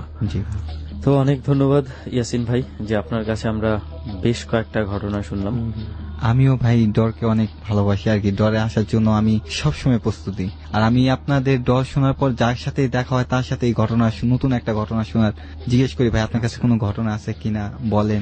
একটা জিনিস রেহান দেখছিস, মানে এখন মানে তুই আর আমি তো খুঁজে বেড়াই এসব ঘটনার পেছনে, তো ডরের থ্রুতে আমাদের মতো আরো অনেকেই তৈরি হচ্ছে Right. যারা খুঁজে বেড়াচ্ছে এবং সেটা সবার সাথে শেয়ার করছে।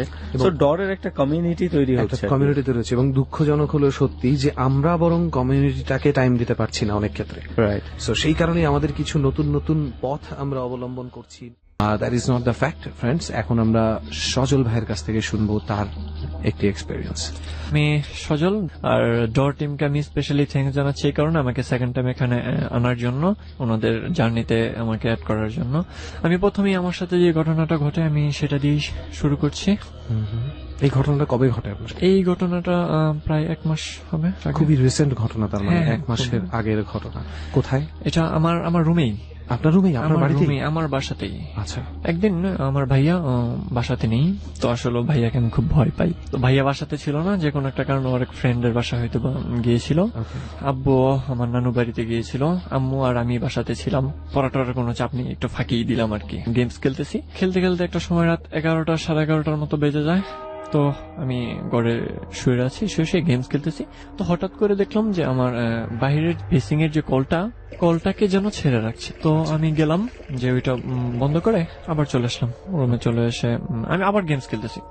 তো কিছুক্ষণ পর আবার একেবারে টপ টপ করে পানি পড়ছে। আমি হয়তো বা বেসিং এ এমনিতেও একটু সরি, একটু ইন্টারাপ্ট করি। মানে টপ টপ করে পানি কিন্তু অনেক বেসিন থেকেই পড়ে, এটা কি হ্যাঁ। কেমন নাকি কেউ কলটা ছেড়ে যাচ্ছিল? ছেড়ে যাচ্ছিল। এখন আমার কথা হল যে আমি হয়তো বা বন্ধ করে আসছি, ওইটার পানি হয়তো বা পড়তেছে, কিন্তু না, কিছুক্ষণ পর দেখলাম এটা আওয়াজটা একটু বেড়ে গেল, মানে ফুল ছেড়ে রাখলে যেরকম হয় ঠিক ওই রকম ভাবে। তো আমি আবার গেলাম, আবার বন্ধ করে চলে আসলাম। চলে এসে গেমস টেমস খেলতেছি। তো এখন চিন্তা করলাম ব্রাশ টাশ করে শুয়ে পড়বো। ব্রাশ টাশ করে এটি ওয়াশরুমে থেকে করিডোরে চলে আসছি, শুয়ে দিচ্ছি। তো হঠাৎ করে মনে হলো আমার দরজা থেকে যেন নক করছে। চিন্তা করলাম হয়তো বা আম্মু নক করতেছে, কিন্তু আম্মু নক করলে তো ডাক দেওয়ার কথা, আর আম্মু হচ্ছে হাই প্রেশারের পেশেন্ট, উনি এত রাতে আসবে রাতের বেলা। তো উঠলাম, উঠে দেখলাম কিছু নেই, আমি কেমন যেন ভয় ভয় লাগতেছে এবং পরিবেশটা কেমন যেন অন্যরকম হয়ে গেল। অশুভ ফিলিংস হচ্ছে। হ্যাঁ, আপনি একা একটা ঘরে এবং পাশের রুমে ভাইয়া থাকতো, উনি নেই, তার পাশের রুমটা খালি, তার পরের রুমে হচ্ছে আম্মু। মানে মোটামুটি সবার থেকে একটা ডিস্টেন্সে আপনি মোটামুটি একাই আছেন। একটা ডিস্টেন্সে, এবং মোটামুটি তখন অনেক রাত, 11:30 12টার মতো বেজে গেছে। একটু পরে আমি যখন লাইট টাইট নিভিয়ে শুয়ে পড়লাম, তো আমার কাছে মনে হলো আবার কে যেন কলটা ছেলে রাখছে।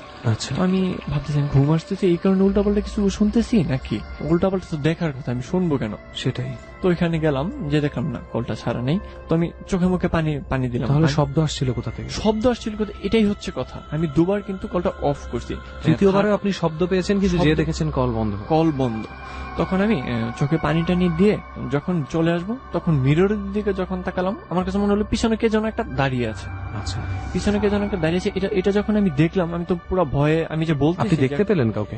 সরাসরি দেখতে যে আমার পিছনে কে যেন দাঁড়িয়ে আছে, কিন্তু যখন পিছনের দিকে তাকালাম আমি কিছু দেখতে পেলাম। কি দেখতে পেয়েছিলেন? আয়নায় কি মানে দেখতে পেয়েছিলেন? আয়না মানে একটা মানুষের মানে চেহারা, মানে আচ্ছা মানে ফুলটা মানে একটা চেহারা আমি দেখতে পেয়েছি। আপনি কি তাকে ভেদ করে পিছনের দেয়ালও দেখতে পাচ্ছিলেন? এই ধরনের ট্রান্সপারেন্ট? হ্যাঁ হ্যাঁ হ্যাঁ, দেয়ালও দেখতে পাচ্ছি, এবং আমার পিছনে কে দাঁড়িয়ে আছে আমি স্পষ্ট মানে অর্ধেক ফেসটা দেখতে পেয়েছি। তাকে দেখতে কেমন লাগছিল? সে কি ছেলে ছিল না মেয়ে ছিল না বুড়ো ছিল? মেয়ে ছিল। একটা মেয়ে, কম বয়সের মেয়ে? না, মোটামুটি অনেক এজেড মহিলা। হ্যাঁ হ্যাঁ। তো আমি পিছনের দিকে তাকালাম, কিছু দেখতে পেলাম না। দৌড়ে রুমে চলে আসলাম। রুমে চলে এসে যখন শুয়ে রইলাম দরজাটা অফ করে, তো কিছুক্ষণ পরে মানে আমার কাছে মনে হলো যে আমার খাটটা কিছুটা মানে উপরে চলে আসছে, মানে ফ্লোর থেকে ডিস্টেন্সটা একটু বেশি মনে হচ্ছে, আগে যতটুকু ছিল এর থেকে একটু বেশি। তো আমি নিচের দিকে তাকালাম, দেখলাম যে আমার ফ্লোর থেকে আমার খাটটা 3 থেকে 4 ইঞ্চি উপরে। আপনার খাট ফ্লোর থেকে উপরে? জি জি। আমি যখন নিচের দিকে তাকালাম, ঠাস করে এটা নিচে পড়ে গেল। তখন রাত কত? প্রায় 12:30 মতো বাজে। আমি কিন্তু আম্মুকে যে ডাকবো এখন যদি এই কথা বলি, উনি তো এমনি তো অসুস্থ, আমি ভয়ে কিছু মানে বলতেও পারতেছি না। শুয়ে রইলাম, মানে খুব ভয়ে হাত পা কাঁপতেছে, ঘুম আসতেছে না। প্রায় আধা ঘন্টা পর মনে হলো যে আমার খাটের উপর কি যেন উঠলো, মানে উঠলে যে মানে একটা শব্দ হয় বা খাটটা একটু নড়ে চড়ে যায়, ঠিক এইরকম হলো। দেখলাম না কিছু নেই, কিন্তু আর রাত্রের বেলায় মানে এমনিতেও কয়েকটা ঘটনা আমার সাথে ঘটে গিয়েছে। তো আমি তো ভয়ে না পারতেছি চিৎকার দিতে, আর ঘরে এখান থেকে চিৎকার দিলেও আমু শুনবে না, অনেকটা ডিস্টেন্স, মানে কোনো লজিক খুঁজতেছি, পাচ্ছি কিনা, কোনো লজিক পাচ্ছি না এটাতে। তো একটু পর আবার মনে হলো খাটের মধ্যে কে যেন উঠলো। এখন আমি মনে করলাম যে হয়তো আমার পাটা নাড়া লাগছে বা এমনিতেও কোনো শব্দ, আমি উল্টাপাল্টা ভাবতেছি। তো শুয়েছিলাম, কিছুক্ষণ পর আমার শরীরের উপর মানে আলতো একটা ছোঁয়া লাগলো। আমি মানে ছটফট করে মানে ওই দিকে তাকালাম, তাকিয়ে দেখি যে একটা বড় বিড়ালের মতো, যেটা আমি বিড়াল বলবো নাকি বলবো, সাইজটা বিড়ালের থেকে একটু বড় এবং কুকুরের থেকেও ছোট।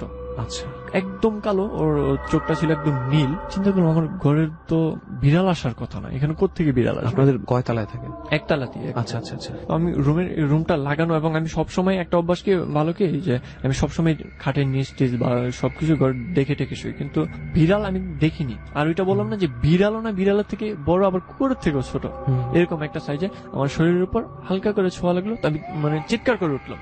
তো দেখে ওইটা আমাকে দেখে আস্তে করে নেমে গেল। আমার যে দরজা 1 ইঞ্চি ফাঁক সম্ভবত, এত কিন্তু থাকে না একটা দরজা লাগানোর পর, ওইখানে যে ওইটা বেরিয়ে গেল। ওই 1 ইঞ্চিরও কম ফাঁকা জায়গা থেকে এত বড় একটা জিনিস। তো এইটা দেখে আমি আর মানে ঠিক থাকতে পারিনি, তখন আমি জোরে চিৎকার করি। তো আম্মু কিন্তু শুনতে পাইনি, আমার ওই রুমে ফ্যান চলতেছে, আমার রুমে ফ্যান এবং দরজা লাগানো, মাঝখানে আবার এতগুলো রুম, তো ওই শব্দ আর যায়নি। তো কিছুক্ষণ পর আমি ওইখানে সেন্সলেস হয়ে যাই। তো যখন সেন্স ফিরে তখন আমার রুমের দরজা খোলা ছিল। তো রাত্রে দরজা যে কখন খুলছি বা ইয়ে করছি আমার মনে নেই। সকালে যখন আজানের সময় আম্মু নামাজ পড়তে উঠছে, তো তখন দেখে যে আমি সেন্সলেস, মানে তখন আমার সেন্স ফিরছে। তখন আমি আম্মুকে এইসব বললাম। তো আম্মু বললো যে আসলে তুমি হয়তো বা ভুল দেখছো, আর তুমি রাত্রে আমাকে কেন ডাকলাম না, তুমি চিৎকার করছো, আমি তো শুনলাম না। তো পরে এইটা আমি এই ঘটনাটা এক হুজুরের কাছে যাই। এইরকম তো হয়নি আমার কখনো। তো হুজুরের কাছে গেলাম, তো তখন উনি আমাকে একটা কথা বললো যে দেখো, পরিবেশ, ব্যক্তি এবং সময়, এই তিনটা যখন মনে করো মিলে যায়, তখন তোমার কিছু আত্মা আছে যেগুলো তোমার সাথে এসে তোমার হয়তো ভয় দেখাবে বা তোমার সাথে দুষ্টামি করবে। ঠিক ওই রকমই তোমার সাথে একটা কিছু হয়েছে। আচ্ছা, তার মানে হুজুর যেটা বলতে চাচ্ছেন যে আমরা যদি কোনোভাবে বের করতে পারি যে কোন সময়টায় এই পরিবেশ, সময় এবং অলৌকিক কিছু যখন মিলে যায়, ওই সময়টা বের করতে পারলে আমরা যে কেউ দেখতে পারবো। Right right. কিন্তু এই সময়গুলো আমরা জানি না। হ্যাঁ, উনি আমাকে একটা উদাহরণ দিল যে দেখো আমাদের চারপাশে তো অক্সিজেন আছে, কিন্তু আমরা কি কেউ দেখতে পাই? আমরা কিন্তু কেউ দেখতে পাই না, কিন্তু এটা অনুভব করতে পারি। ঠিক এইরকমই প্রকৃতিতে অনেক কিছু আছে যেগুলো দেখা যায় না, কিন্তু মাঝে মাঝে অনুভব করা যায়। উনি আমাকে এই কথাটা বললো। এই ঘটনাটা কি আর কখনো রিপিট হয় আপনার রুমে এখন পর্যন্ত? না, এটা হয়নি। বা ওই যে অনুভূতির কথা হুজুর বলছিলেন, সেটা কি আপনার আর কখনো হয়েছে? ওই ঘরে বসেই, আপনি তো ওই ঘরেই থাকেন। হ্যাঁ, ওই ঘরে মানে মাঝে মধ্যে এরকম মানে বেসিং এর কলটা শুধু ছাড়া থাকে, আমি মানে ই করে অফ করে দিয়ে আসি, মানে প্রায় কিছুক্ষণ পর কেউ আসেনি, আসলে তো শব্দ টব্দ হয়, কিন্তু না, হঠাৎ করে দেখি কলটা ছাড়া, বন্ধ করে চলে আসি। এটা আমার আম্মুকে বললাম, না তুমি হয়তো বা ভুল করছো, তুমি ছেড়ে আসছো। এরকম তো মাঝে মধ্যে আমিও দেখি যে ছাড়া, আমি তো তখন বলি তুমি সম্ভবত ছেড়ে আসছো। আসলে এরকম কিছু ঘটনা আছে যেগুলো যুক্তির বাইরে ঘটে, যে আমরা মেনেও নিতে পারি না, আমরা বিশ্বাসও করতে পারি না, অবিশ্বাসও করতে পারি না। আর এই বিশ্বাস আর অবিশ্বাসের মাঝখানে কোথায় যেন ডর থাকে। তো যেটা বললেন, আমার একটা ঘটনা মনে পড়ে গেল হঠাৎ করে। আমার এক খালা একবার এক জায়গায় বেড়াতে গিয়েছিলেন। তো বেড়াতে যাওয়ার পরে সেখানে উনি প্রায় 6-7 দিন থাকেন, তিনি এবং তার হাজবেন্ড, অর্থাৎ আমার খালু।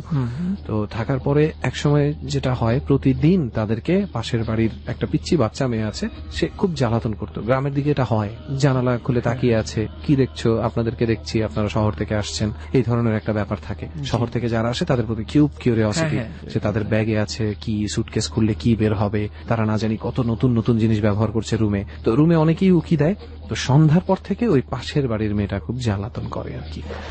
তো এরকম এক পর্যায়ে করতে করতে একদিন আমার খালা খালু দুজন আছেন বাসায়, কিন্তু আমার খালু হচ্ছে একটু পাশে তার ফ্রেন্ডের যে বাসা, সেখানে গিয়ে তারা তাস খেলছে। প্রায় 12-13 জন ছেলে পেলে বন্ধু এক হয়েছে, তারা তাস খেলছে। সো আলটিমেটলি এই দিকটাতে কেউ নেই, শুধু মেয়েরা। এক রুমে আমার খালার শাশুড়ি, আমার খালার শ্বশুর মারা গেছেন, শাশুড়ি একা আছেন, আরেক রুমে তিনি আছেন। পুরো বাংলো বাড়ির মতন একটা বাড়ি, বাড়িটা খালি। 9টা 9:30 গ্রাম দেশে অনেক খারাপ। সেই সময় আমার খালা আবার দেখলেন যে সেই পিচ্চিটাই ওই জানালা দিয়ে আবারও তাকিয়ে আছে। তো আমার খালা মোটামুটি বিরক্ত, যে দেখো মা, তোমার আব্বুর কাছে থাকো। অনেক ধরনের ভাবে বোঝানোর চেষ্টা করে যে তোমার এভাবে তাকিয়ে থাকা ঠিক না, তুমি আসো, বাসায় আসো, ঘুরে। অনেকবার তাকে বলে যে তুমি বাসায় এসে ভিতরে এসে বসো। হ্যাঁ, কিন্তু সে আসবে না, সে ওই জানালা দিয়ে তাকিয়ে থাকবে প্রচন্ড লজ্জা নিয়ে, এবং সে একটা পর্যায়ে কথা বলতে বলতে কোনো জবাব না দিয়ে কিছুক্ষণ হুহা করে চলে যায়। তো ওই দিন সে জানালা যেতে দাঁড়িয়ে আছে, প্রায় আধা ঘন্টা ধরে আমার খালা তাকে যেতে বলছে, সে যায় না। পরে যখন প্রায় 11টা বাজছে রাতে, তখন আমার খালার একটু টেনশনই হয় যে এতটুকু বাচ্চা ওর বাড়ি থেকে কেন খোঁজ নিচ্ছে না, ব্যাপারটা কি? মানে মেয়েটাও এতক্ষণ এখানে কেন দাঁড়িয়ে আছে, ওর বাড়িতে তো খোঁজাখুঁজি লাগার কথা। মানে ও যে জায়গাটায় দাঁড়াতো, ওই জায়গাটাতে আমিও গিয়েছি। ওই জায়গাটা হচ্ছে 2টা বাড়ির মাঝখানে ময়লা ফেলে ফেলে কিছু বাজে জায়গা থাকে না, যে জায়গাগুলোতে সহজে কেউ ঢোকে না, ময়লা হয়ে গেছে বলে আর কিছুই না, সেই জায়গাটাতে মেয়েটা দাঁড়িয়ে থাকতো। তো দাঁড়িয়ে থাকতে থাকতে 11টা যখন বেজে গেছে, তখন আমার খালা মোটামুটি মেজাজ গরম করে বলে যে না, এই মেয়েটাকে আমি নিজে শাসন করে বাসায় দিয়ে আসবো, এত রাত্রে পর্যন্ত তুমি কি। তো খালা বের হয়ে ঘুরে যখন যায়, তখন আর জানালার পাশে মেয়েটা নেই। তো খালা ভাবে নিশ্চয়ই আমি বের হচ্ছি, বুঝে ভয়ে পালিয়েছে আর কি। এরপরে খালা ঘুরে ভিতরে যখন ঢুকে আবার রুমে, তখন তার খাটে মেয়েটা বসে আছে। তো খালা প্রথমে একটু চমকে যায় যে কি ব্যাপার, তুমি কোথা থেকে ভিতরে আসলাম। কিন্তু খালা ভাবে মনে হয় গ্রামের মেয়েটে মানে দৌড়াদৌড়ি করতে করতে কোন চিপা দিয়ে যেন ঢুকে এসে বসে আছে। আমি তো অনেকবার বলেছি, হয়তো আমি ছিলাম বলেই লজ্জায় আসতে পারছিল না, এখন এসেছে। তো খালা মেয়েটাকে অনেকক্ষণ বোঝায়, মেয়েটা কোনো কথাই বলে না। অনেকক্ষণ বোঝায় যে না, তোমার এত রাতে বাসায় থাকা উচিত না, তোমার আব্বুকে ডেকে নিয়ে আসবো, তোমার আম্মুকে ডেকে নিয়ে আসবো। এক পর্যায়ে আম্মুকে ডেকে নিয়ে আসার কথা বলাতে আমার খালার কথা অনুযায়ী ভয় পাওয়া টাইপ একটা চেহারায় খালার দিকে তাকায়, যে না না আম্মুকে ডাকা যাবে না, এরকম একটা কিছু তাকায়, বলে না কিন্তু মুখে। তো এই পর্যায়ে খালা চিন্তা করে যে না, আমি মেয়েটাকে বাসায় দিয়ে আসি। তো পাশের রুমে শাশুড়িকে বলে যে ওই পাশের বাসার পিচ্চিটা আবার এসে বসে আছে, মা আমি একটু ওকে কি পাশের বাসায় দিয়ে আসবো। গ্রামে তো অনেক রুল সিস্টেম থাকে, মেয়ে কেন এত রাত্রে বের হলো, ঘরের বউ, ব্লা ব্লা। ওই জন্য শাশুড়ির কাছ থেকে পারমিশন নিতে যাও। তো শাশুড়ি তখন আধো ঘুম আধো জাগরণ অবস্থা, তিনি বললেন যে তুমি দিয়ে আসবা কেন, কাউরে বলো, আর কারে দিয়ে আসবা না দিয়ে আসবা আমি তো কিছু বুঝতেছি না। ঠিক আছে, তখন সে বলে যে না, ওই পিচ্চিটাকে আমি দিয়ে আসতেছি, আপনাদের পাশের বাসার পিচ্চি, অনেক বয়স্ক মানুষ, ওনাদের মনে টনে থাকে না। তো গেল পাশের বাসায় যাওয়ার জন্য, মেয়েটাকে নিতে আবার যখন এই রুমে আসে, তখন আবার মেয়েটি নেই। তখন তার ধারণা হয় যে সে চলে গেছে। পরের দিন সন্ধ্যাবেলায় তিনি জানতে পারেন যে মেয়েটা প্রায় 3-4 বছর আগেই মারা গেছে, এবং সেটা সে জানতে পারে ওই মেয়েটার কাছ থেকেই। তাহলে আমি বলি কিভাবে, পরের দিন সেই শাশুড়ি ডেকে বলে যে আমি কালকে তুমি ভয় পাবে বলে আমি তোমাকে বলিনি, কখনো যদি আর এই মেয়েটাকে দেখো তাহলে কোনো রকম কোনো কথার মধ্যে যাবে না। তুমি যদি আমার কথা বিশ্বাস না করো তাহলে ওদের বাড়ির পাশেই কবরস্থান আছে, সেখানে গিয়ে দেখে আসতে পারো। তো তখন 5:30, 6টা এরকম একটা টাইমে, সন্ধ্যার ঠিক আগে আগে, আলো তখনও কমে যায়নি। তো আমার খালা হাঁটতে হাঁটতে যায়, আমার খালা খালুকে নিয়েই যায়। তো ওখানে গিয়ে খুবই হৃদয় বিদারক একটা সিন দেখতে পায় যে কবরের পাশে মেয়েটার মা বসে বসে কান্না করছে আর কি। মানে ঠিক কান্না করছে না, চোখে একটা ছলছল ভাব, কবরের উপর থেকে পাতা টাতা সরাচ্ছে, এই সেই। এটা দেখে খালারা সামনে যায় না, থাক মা মেয়ে একসাথে আছে, অতটুকু আর না গেলাম। তারা যখন পিছিয়ে আসতে যাবে তখন আমার খালা আবার ঘুরে তাকায়, ঘুরে তাকিয়ে আমার খালুর হাতটা শক্ত করে ধরে বাসায় চলে এসে আমার খালুকে যেটা বলে, তার মা যখন বসে বসে কাঁদছিল কবরের পাশে, মায়ের পাশে ওই মেয়েটাও বসা ছিল এবং এভাবে মুখে হাত দিয়ে তাকে দেখাচ্ছিল চুপ করে থাকেন। এটা শুধু উনি নিজেই দেখেছে? এটা শুধু আমার খালাই দেখেছে, এটা খালুও দেখেন। আচ্ছা। এবং সেই মাও জানে না, মাও জানে না যে না। মেয়েটা তার পাশে বসে আছে, এটা শুধু খালা দেখতে পাবে। Right, things happen. যাই হোক, একটা ঘটনা থেকে আরেকটা ঘটনায় চলে আসছিলাম। একটা এক্সপেরিয়েন্স তো শুনলাম সজল ভাই, এই বাচ্চাদের নিয়ে আমার একটা ঘটনা আমার এক চাচার সাথে ঘটে যায়। শুনি আমরা সেটাই। সেটা হলো যে উনি একদিন বৃষ্টির রাত্রে, ছাতা নিতে মনে নেই, তো কিছুদিন আগেও যখন ও মানে সারা রাত্র বৃষ্টি হতো, তো রাত্রে বৃষ্টির মধ্যে উনি আসতেছে, ভিজে ভিজেই আসতেছে। তো আসার সময় আমাদের গ্রামের ওই রাস্তাগুলোতে সাঁকু টাকু থাকে কিন্তু, তো ওই যখন সাঁকুর পাশে চলে আসে দেখে যে পিচ্ছি একটা বাচ্চা 4-5 বছর হবে, ছাতা নিয়ে সাঁকুতে বসে বসে ছিপ আছে না, মাছ ধরে, বড়শি, হ্যাঁ বড়শি যেটাকে বলে, ওইটা দিয়ে ওইখানে মাছ ধরতেছে। বৃষ্টির মধ্যে কিন্তু বড়শিতে মাছ ধরে না আসলে। তো উনি আসলে একটু ধমক দিয়ে বলে, এত রাত্রে তুই এখানে কে, তোদের বাসা কোথায়? তো বাচ্চাটা কোনো কথা বলে না। তো উনি সাঁকো পার হয়ে চলে যায়। সাঁকো পার হয়ে চলে যাওয়ার পর তো উনি ভাবে যে আসলে এই বাচ্চাটাকে তো বাসাতে দিয়ে আসা দরকার, এত রাত্রে ওর বাপ মাও তো হয়তো বা চিন্তা ভাবনা করবে। তো যখন উনি যখন সাঁকোটা পার হয়ে পিছন দিকে তাকায়, পিছন দিকে উনি তাকে মানে দেখলো ছাতাটা নেই, কিন্তু ওর যে মাথাটা, ওর মাথাটা ওর মধ্যে ছিল না, একদম পুরো মাথাটা ছিঁড়ে ফেললে যদি যেরকম হয় না, টেনে ছিঁড়ে ফেললে ঠিক ওই রকম ছিল। এবং উনি দেখে ওখানে জোরে চিৎকার করে, বাসা পাশেই ছিল, ওইখান থেকে চলে আসে। কখন যে কোন রূপে কোন জিনিসটা এসে ভয় দেখায়, উই নেভার নো। এই বাচ্চাদের নিয়েই আমাদের ওইখানে একটা রেল লাইনে মানে এই ঘটনাটা এখনো ঘটতেছে। আমি মানে ওনার কাছ থেকে শুনছিলাম যে ওনাদের ওখানে গাজীপুর চৌরাস্তার ওদিকেই আশেপাশে, তাই না? জি জি, ওখানে একটা রেল লাইন আছে, সেই রেল লাইনে ইভেন একজন মন্ত্রী পর্যন্ত ভিজিট করতে গিয়েছিলেন। তার কারণ হচ্ছে একই সাথে একই সময় ট্রেন অ্যাক্সিডেন্টে 5 জন একসাথে মারা গেছে। শুনেছিস কখনো? না তো। 2013 ঘটনা। এবং এই কারণেই মন্ত্রী নিজে ভিজিট করতে যায়, যে ট্রেনে কাটা পড়ে অনেক সময় অ্যাক্সিডেন্টালি 5 জন কিভাবে একসাথে কাটা পড়া। তো এটা কি মানে কিরকম ছিল? There is a big thing. অনেক আমরা এর কিছু ভুতুড়ে অংশও আছে, সেটাতে আমরা আসবো, বাট তার আগে আমরা স্বয়ং যেই মানুষটা এই রেল লাইনের আশেপাশেই থাকে তার কাছ থেকে একটু ওভারঅল জেনে নিই ব্যাপারটা কিভাবে শুরু হয়। আসলে ব্যাপারটাকে এখানে আসলে আমাদের এলাকার মানুষরা ধারণা করছে এখানে যে অপমৃত্যুগুলো হয়, অনেকেই অনেক মানুষ মেরিটেরও ফেলে রাখছে এবং রেল লাইনে কাটা পড়ে মারছে। ওনাদের ধারণা এই আত্মাগুলোই মানে অন্য মানুষদের মানে মেরে ফেলতেছে বা মারার চেষ্টা করতেছে। ঠিক একটা ঘটনা হচ্ছে, আমার এক ফ্রেন্ড নাসিম এবং রাশেদ, ওরা আমার এলাকাতে যায় তো আমার সাথে দেখা করার জন্য। তো রেল লাইনটা মোটামুটি অনেক সুন্দর, তো আশেপাশে বসার জন্য অনেক জায়গা টাইগা আছে। তো ও বসে রয়েছে, হঠাৎ করে আমার রাশেদ যে ও দেখলো কি পিচ্ছি ওইখান থেকে ও একটা 3-4 বছরের একটা ছেলে হেঁটে হেঁটে উঠে ব্রিজের মাঝখানে চলে গেছে। তো মাঝখানে চলে যে কান্না করতেছে, ওইখান থেকে আসতে পারতেছে না বা ভয় পাচ্ছে। তো ওইখানে দৌড়ে চলে যায় ওই বাচ্চাটাকে বাঁচানোর জন্য। ও কিন্তু আসলে রেলেন যে এই ঘটনাগুলো হয় এটা কিন্তু জানে না। তো দৌড়ে চলে যায় বাচ্চাটাকে, ও দৌড়ে ব্রিজের মাঝখানে যে বাচ্চাটাকে ধরে নিয়ে আসতেছে। তো যখন নিয়ে আসতেছে ও আসলে ঠিক ওই মুহূর্তে দেখতে পারে যে ব্রিজের মাঝখানে তো চলে আসছে, ও ট্রেনটা ওই মানে বিপরীত দিক থেকে ট্রেন আসতেছে। ও যদি এই দিকেও আসতে যায় তাও ট্রেন চলে আসবে, মানে বিপরীত অন্য দিকে গেলেও মানে ট্রেন চলে আসবে যেদিকে যাক। তো ও নিজেই তখন নিজের জীবন নিয়ে মানে ইয়ের মধ্যে পড়ে গেছে, টেনশনে পড়েছে। ও বাচ্চাকে কি বাঁচাবে? তো যখন একদম ট্রেনটা খুব কাছাকাছি চলে আসে, আপনি জানেন যে ব্রিজের নিচে কিন্তু অনেক ফাঁকা থাকে শুধু এটা। তো এখন তো বৃষ্টির পানি ছিল, তো ও যখন মানে ভাবতেছে কি করবে, ডর মানে ভয়। 3-4 বছরের একটা ছেলে হেঁটে হেঁটে উঠে ব্রিজের মাঝখানে চলে গেছে। তো মাঝখানে চলে যে কান্না করতেছে, ওইখান থেকে আসতে পারতেছে না বা ভয় পাচ্ছে। তো ওইখানে দৌড়ে চলে যায় ওই বাচ্চাটাকে বাঁচানোর জন্য। ও কিন্তু আসলে রেলেন যে এই ঘটনাগুলো হয় এটা কিন্তু জানে না। তো দৌড়ে চলে যায় বাচ্চাটাকে, ও দৌড়ে ব্রিজের মাঝখানে যে বাচ্চাটাকে ধরে নিয়ে আসতেছে।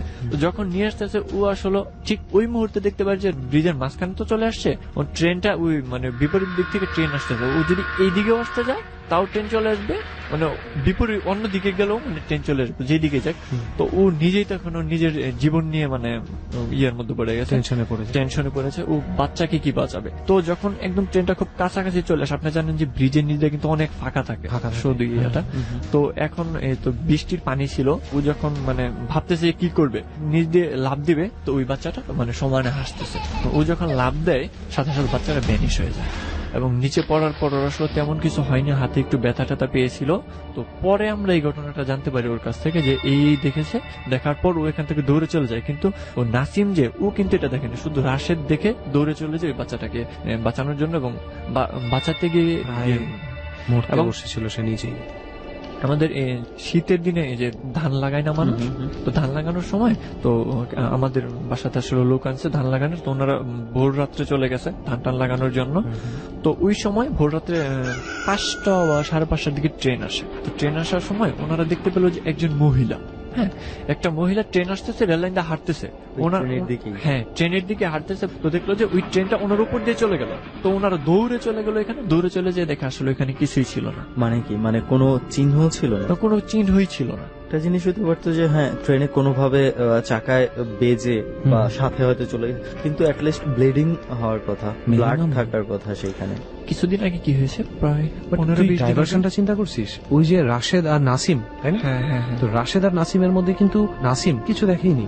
তো ওদের কাছে ব্যাপারটা কি যে আমার বন্ধু একা একা যাচ্ছে, ট্রেনের সামনে দাঁড়ালো, কাটা পড়ে মরে গেল, সে মনে হয় সুইসাইড করেছে। তো রাশেদ যদি বেঁচে না থাকতো আমরা কি জানতাম? এটাই জানতাম। কিন্তু রাশেদ কি জানে? সে একটা বাচ্চাকে বাঁচাতে গেছিল। কিছুদিন আগে একটা ঘটনা ঘটেছে কি, যে এরকম দুইজন বন্ধু রাস্তা দিয়ে হাঁটতেছে রেল লাইন দিয়ে। তো হাঁটার সময় একজন ফোনে কথা বলতেছে, ফোনে কথা বলে একটু সামনে চলে গেছে। তো মানে একটু লং টাইম ফোনে কথা বলতেছে। ও তো যখন ওর ফোনে কথা বলা শেষ হলো, ও দেখতে বললো ওর পিছনের যে বন্ধুটা ও যেন কার সাথে কথা বলতে আসছে, মানে কার সাথে কি রেল লাইনে এমন ভাবে তাকিয়ে কথা বলছে, মনে হচ্ছে কে যেন ওর সাথে হাঁটতেছে এবং কথা বলতেছে। তো ও আর কি বলতেছে, কিরে তুই কার সাথে কথা বলিস, পাগল হয়ে গেলি নাকি? কে যে আমার সাথে দেখতে পাচ্ছিস না কত সুন্দর একটা বাচ্চা, আমি এই বাচ্চার সাথে কথা বলছি। কই, কোনো বাচ্চা তো আমি দেখতে পাচ্ছি না। এবং এর সাথে সাথে ট্রেন চলে আসে, পরে ওকে মানে ধরে নিচে নিয়ে আসে। নিচে নিয়ে আসার পর ট্রেন চলে যাওয়ার পর ও আসলে মানে ওর হয় যে কই, কোনো বাচ্চা তো আসলে এখানে ছিল না। আর এই ঘটনাগুলো ঘটেই হচ্ছে আপনার ট্রেন আসার 5 মিনিট আগেই ঘটবে, এর আগে পরে না। আর সবচেয়ে বেশি ঘটে মানে অপরিচিত যারা আছে ওইখানে, ওই এলাকার সাথে যারা পরিচিত না। হ্যাঁ পরিচিত না। ও আরেকটা ঘটনা হচ্ছে যে আপনার 2013 সালের এই ঈদের সময়, ঈদের 2-4 দিন আগে সম্ভবত 5 জন ফ্রেন্ড হয়তো বা বন্ধ টন্ধ দিচ্ছে, গার্মেন্টস তো শিল্প এলাকা জানেনি গাজীপুর। তো বিকালে হাঁটতেছে, তো হাঁটার সময় 5 জন লোক একসাথে মারা যায়, একদম 5 জন লোক।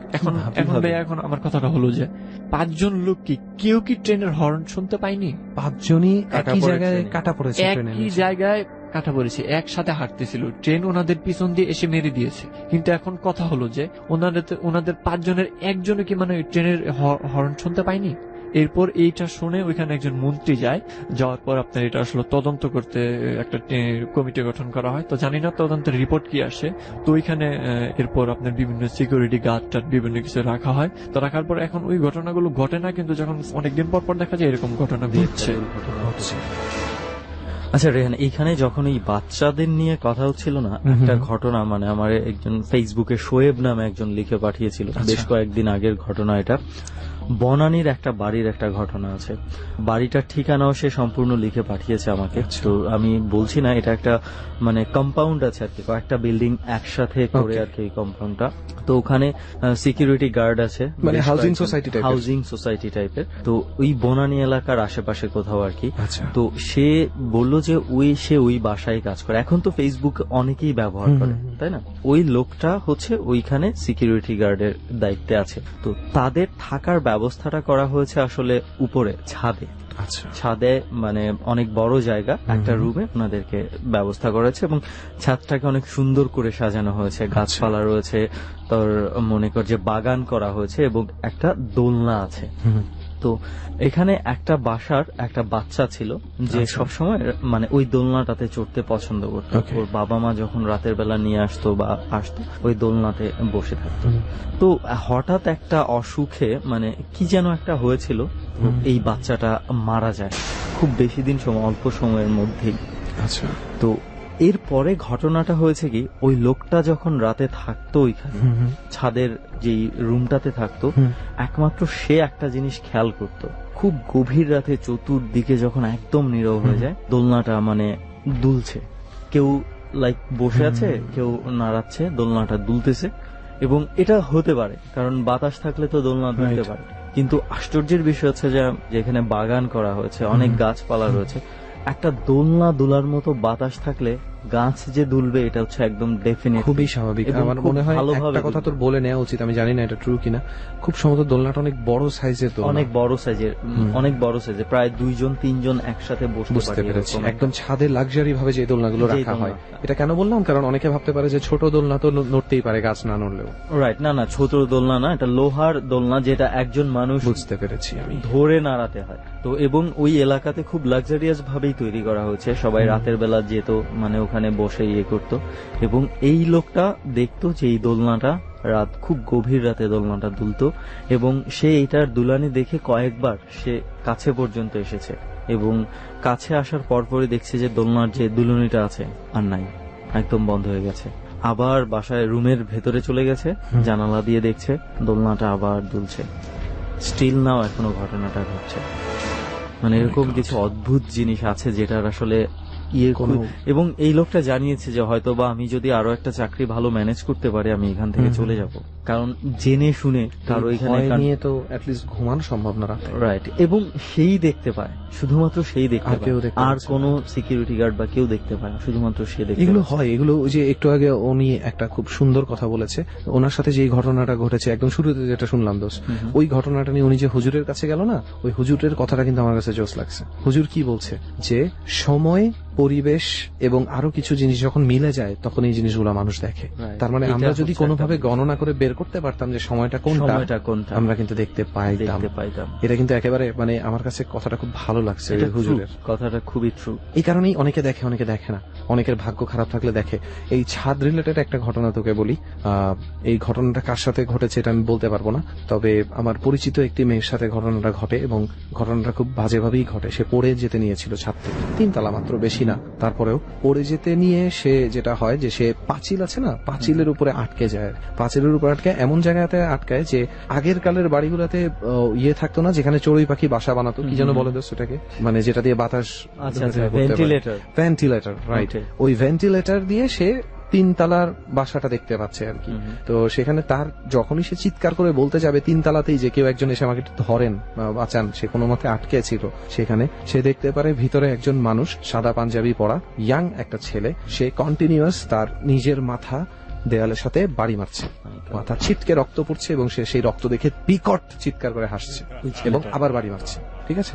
এবং এরকম করতে করতে সে হতভম্ব হয়ে তাকিয়ে থাকতে থাকতে মানে একটা ঘোরের মধ্যে চলে যায় এবং মানে সে আবার ওঠার চেষ্টা করতে থাকে, উপরে ওঠার চেষ্টা করতে উপরে গিয়ে যখন আবার ভেন্টিলেটরের দিয়ে তাকায় তখন ভেন্টিলেটর দিয়ে লোকটা তাকিয়ে আছে তার দিকে অদ্ভুত কিউরিয়াস দৃষ্টিতে, যে মানে দৃষ্টিটা হচ্ছে এরকম, আল্লাহ তুমি এখানে কি করো, এরকম একটা দৃষ্টি। তার সারা মুখ জুড়ে রক্ত এবং সে মানে কোন রকমে উঠে চলে আসে বাসায়। এসে সে ঘটনাটা কাউকে বলে না, কারণ হচ্ছে যে কারণে আমিও বলতে পারছি না তার নাম, কারণ সে ছাদে গিয়েছিল, পড়ে যাওয়ার মতন সিচুয়েশন হয়েছিল, এটা তার বাবা মা জানতে পারলে তাকে আর কখনো ছাদেই উঠতে দিবে না। এই ধরনের কিছু রেস্ট্রিকশনের কারণে সে কাউকে বলেনি, তবে ভয়েই সে আর ছাদে ওঠে না, এটা অন্য একটা জিনিস।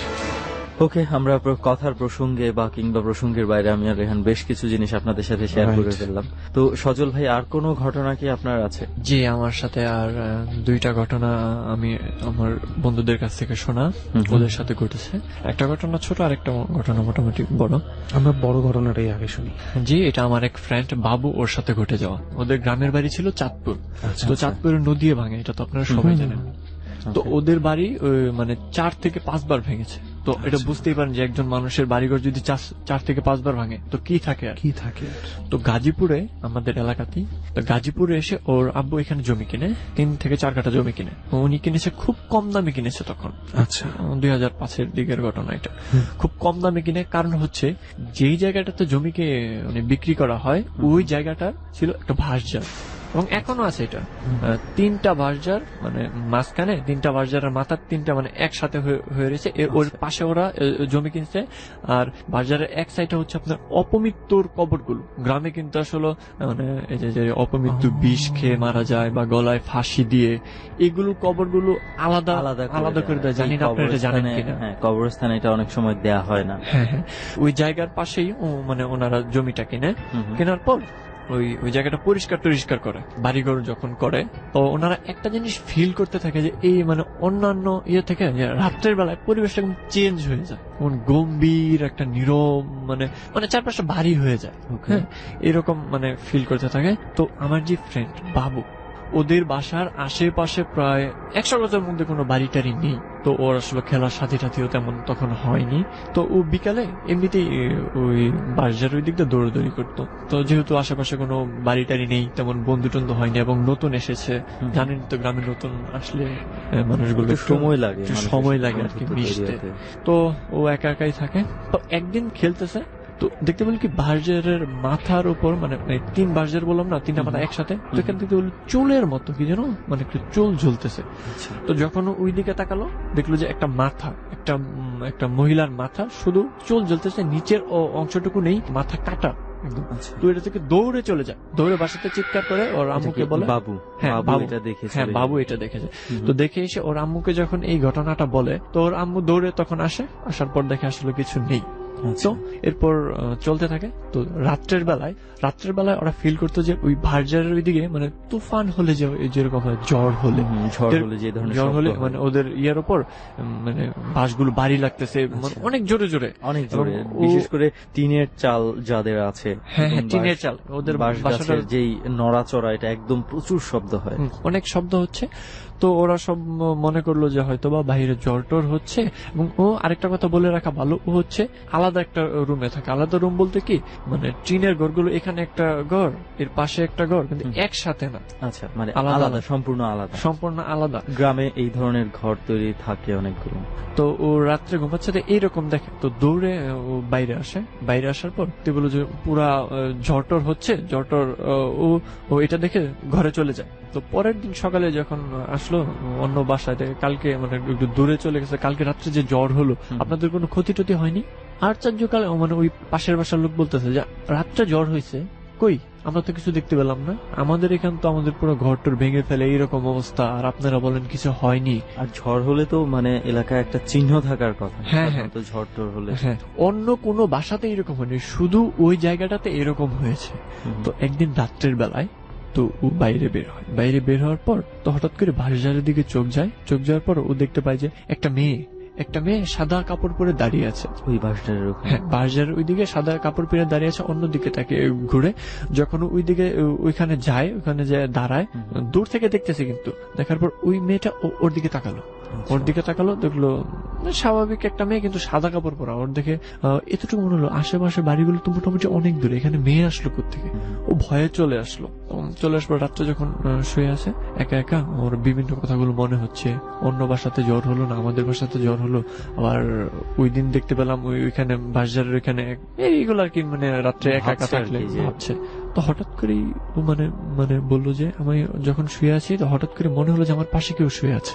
যখন ও ঘুরে তাকাল, দেখে ওই মেয়েটা, এবং মানে ওই কি মানে অর্ধেক অবস্থাতে ওইভাবে মাথা যে ইয়ে করা ছিল এরকমই নাকি, মানে পুরো শরীরটা রক্তাক্ত, কিন্তু সাদা কাপড় পরে, ওইটার উপর রক্তের ছাপ। ও যখন তাকার পর মেয়েটা ওর দিকে বড় বড় চোখ করে থাকে, জোরে চিৎকার করে, ওর আম্মু ওরা সবাই ঘর থেকে আসে, এই ঘটনাগুলো আর কি বলে। তো ওর আম্মু তো থাক, তোমার রাত্রে এখানে আর থাকতে হবে না, চলো তুমি আমাদের সাথে চলে আসো। তো ওইখানে চলে আসে, রাত্রে থাকে। কিন্তু এরপর যেটা হলো যে ও প্রায়ই ওই মেয়েটাকে দেখতে পেত, ওর পাশে দেখতে পেত, এমনকি ইভেন দিনেও দেখতে পেত। হয়তোবা একটা জায়গাতে যাচ্ছে, দৌড়ে একটা মেয়ে দাঁড়িয়ে আছে, যখন ওই মেয়েটার দিকে তাকায়, ওই মেয়েটা ওই মানে উল্টো দিকে ঘুরে থাকে, ওর দিকে তাকায়, এবং এটা শুধু ওই দেখছে। এবং আমাদের সাথে যখন ও খেলতেছে, ক্রিকেট খেলতেছে, হঠাৎ করে দেখলাম কি ও যেন কি তাকিয়ে দেখছে। বললাম কি রে, কি দেখাস, কি দেখতেছিস তুই? বলল ওই যে দেখতে পাচ্ছিস একটা মেয়ে দাঁড়িয়ে আছে, শুধু ওই দেখতেছে আমার দেখে। এবং এই ঘটনাটা প্রায় 8-10 বছর এখনো ওর সাথে ঘটতেছে এবং ও এখনো দেখে মাঝে মধ্যে। আর আরেকটা কথা বলা ভালো যে ওই জায়গায় যেখানে ওরা বাড়ি করছে, গ্রামটার নাম হচ্ছে টেকিবাড়ি। এই এলাকাটা একটা সময় ছিল পুরোটা জঙ্গল ছিল, একটা ট্যাগ ছিল বলতে গেলে। তো এগুলো কেটে তো মানুষ আসলে যারা ওইখানকার স্থানীয় ছিল বাড়ি টাড়ি করতো। বিশাল বড় একটা গ্রাম, কিন্তু বাড়ি ছিল মাত্র 4-5টা। এরপর ওরা আসে, যার কারণে ওই এলাকাটা আসলে একটু ভয়ঙ্কর। আর ওইখানে বললামই তো, যত অপমৃত্যুর যে ইয়াগুলা সবগুলো ওইখানে দেওয়া হয়। তো এখনো তার সাথে এই ঘটনাটা ঘটছে? হ্যাঁ, এখনো। তো সজল, আমরা একটা জিনিস চাইবো যে কোনো একটা সময় আমরা যদি তাকেই ডরে পাই সরাসরি, তাহলে হয়তোবা তার কাছে বিষয়টা আরো ভালোভাবে আমরা জানতে পারবো আসলে সে কি দেখে এবং এই মেয়েটা শুধু তার সাথেই কেন দেখা দিচ্ছে, সে কিছু বলতে চায় কিনা তাই। কিন্তু ওকে আমি বলেছিলাম এখানে আসার কথা, তো ও আসলে এই ওর সাথে যেগুলো ঘটে ও কিন্তু সব কথা শেয়ার করে না। আমি অনেক করে ওর কাছ থেকে এগুলো আর কি শুনেছি। ওকে, সেক্ষেত্রে আমরা কেউ যদি মানে নিজের স্বেচ্ছায় শেয়ার করতে না চায় তাহলে তারটা না ঘাটানোই বেটার। তো এরকম আসলে অনেক সময় অনেক কিছুই ঘটে যায়, বিশেষ করে যেই বাঁশঝাড়ের কথা মানে বললেন, আমরা এই রিলেটেড অনেক ঘটনা শুনেছি। আসলে এটা আমার যেটা মনে হয় যে বাঁশঝাড়গুলো সাধারণত একটু থাকে এমন একটা জায়গায় যেখানে হচ্ছে একটু জঙ্গল টাইপের। হ্যাঁ, একটু জঙ্গল টাইপের। এখানে বাসা মানে হয়তো বাড়িতে থাকলেও বাড়ির একদম শেষ অংশে থাকে, যেখানে মানুষজনের খুব একটা যাওয়া পড়ে না, এরকম জায়গায় থাকে। ওই জায়গাটাতে আব্বুরা ওনার বলতো যে এখানে আমাদের বলতো যে ওই এরিয়াতে কখনো যাবাই না, দিনেও যেত না। এবং দূর থেকে মানুষ দেখতে পেত যে ওইখানে আগুন জ্বলতেছে। তো যখন ওনারা বাড়ি করে সবাই বলতো যে আপনারা যে এখানে বাড়ি করলেন, এখানে থাকবেন কি করে? আমরা তো এইগুলো দেখতেছি, এইটা দেখি, এখানে অনেক সময় আগুন ধরতেছে এবং বাঁশগুলো অনেক সময় ভেঙে যাচ্ছে। তো ওরা বলে আসলে ওনাদের তো কিছু করার নেই, যেহেতু জমি কিনে ফেলছে, থাকতে হবে, এই কারণে আর কি কষ্ট করে থাকে। এবং এখন ওই বাঁশঝাড়গুলো আছে, আপনারা যদি যান কখনো দেখতে পাবেন, এবং দেখলে শরীরটা যেরকম শিরশিরিয়ে ওঠে, মানে অন্যরকম একটা শিহরণ দিয়ে ওঠে ওই জায়গাটাতে গেলে। সজল, এইখানে একটা সজলের কথার পয়েন্ট ধরে আমি একটু বলতে চাই, যেমন ওনারা বলেছে যে বাড়ি কিনে ফেলেছে, এখন কোথায় যাব। অনেকে ফেসবুকে আমাকে পেজে অনেকে লিখে পাঠিয়েছে যে আমরা এই ধরনের ঘটনাগুলো শুনতে পাই যে ঝামেলা হচ্ছে বাসায়। একটা এপিসোডের একটা ঘটনা নিয়ে স্পেশালি আমাকে ফেসবুকে অনেকে ইনবক্স করেছিল যে ওদের বাসায় যেহেতু এত প্রবলেম, তাহলে ওরা বাসাটা ছেড়ে চলে গেলেই পারে, বাসাটা বিক্রি করে দিলেই পারে। কিন্তু ঘটনা হচ্ছে মানুষজন, যেমন সজলের বন্ধুর কথা আমরা শুনলাম যে তারা 3-4 বার বাড়ি ঘর হারিয়ে তারপর বাড়ি তৈরি করেছে, তারপরে এখন ছেড়ে যেতে পারছে না। বাসার ব্যাপারটা, বাড়ির ব্যাপারটা এমনই যে আপনি সবসময় হয় না, আপনার পরিস্থিতি আপনাকে সেই সাপোর্ট করে না যে আপনি চাইলেই আবার এখানের বাড়িটা ছেড়ে দিয়ে বিক্রি করে দিয়ে আপনার অন্য একটা জায়গায় আপনি চলে যাচ্ছেন। এটা আসলে সবসময় পসিবল হয়ে সবার পক্ষে সম্ভব হয়ে ওঠে না।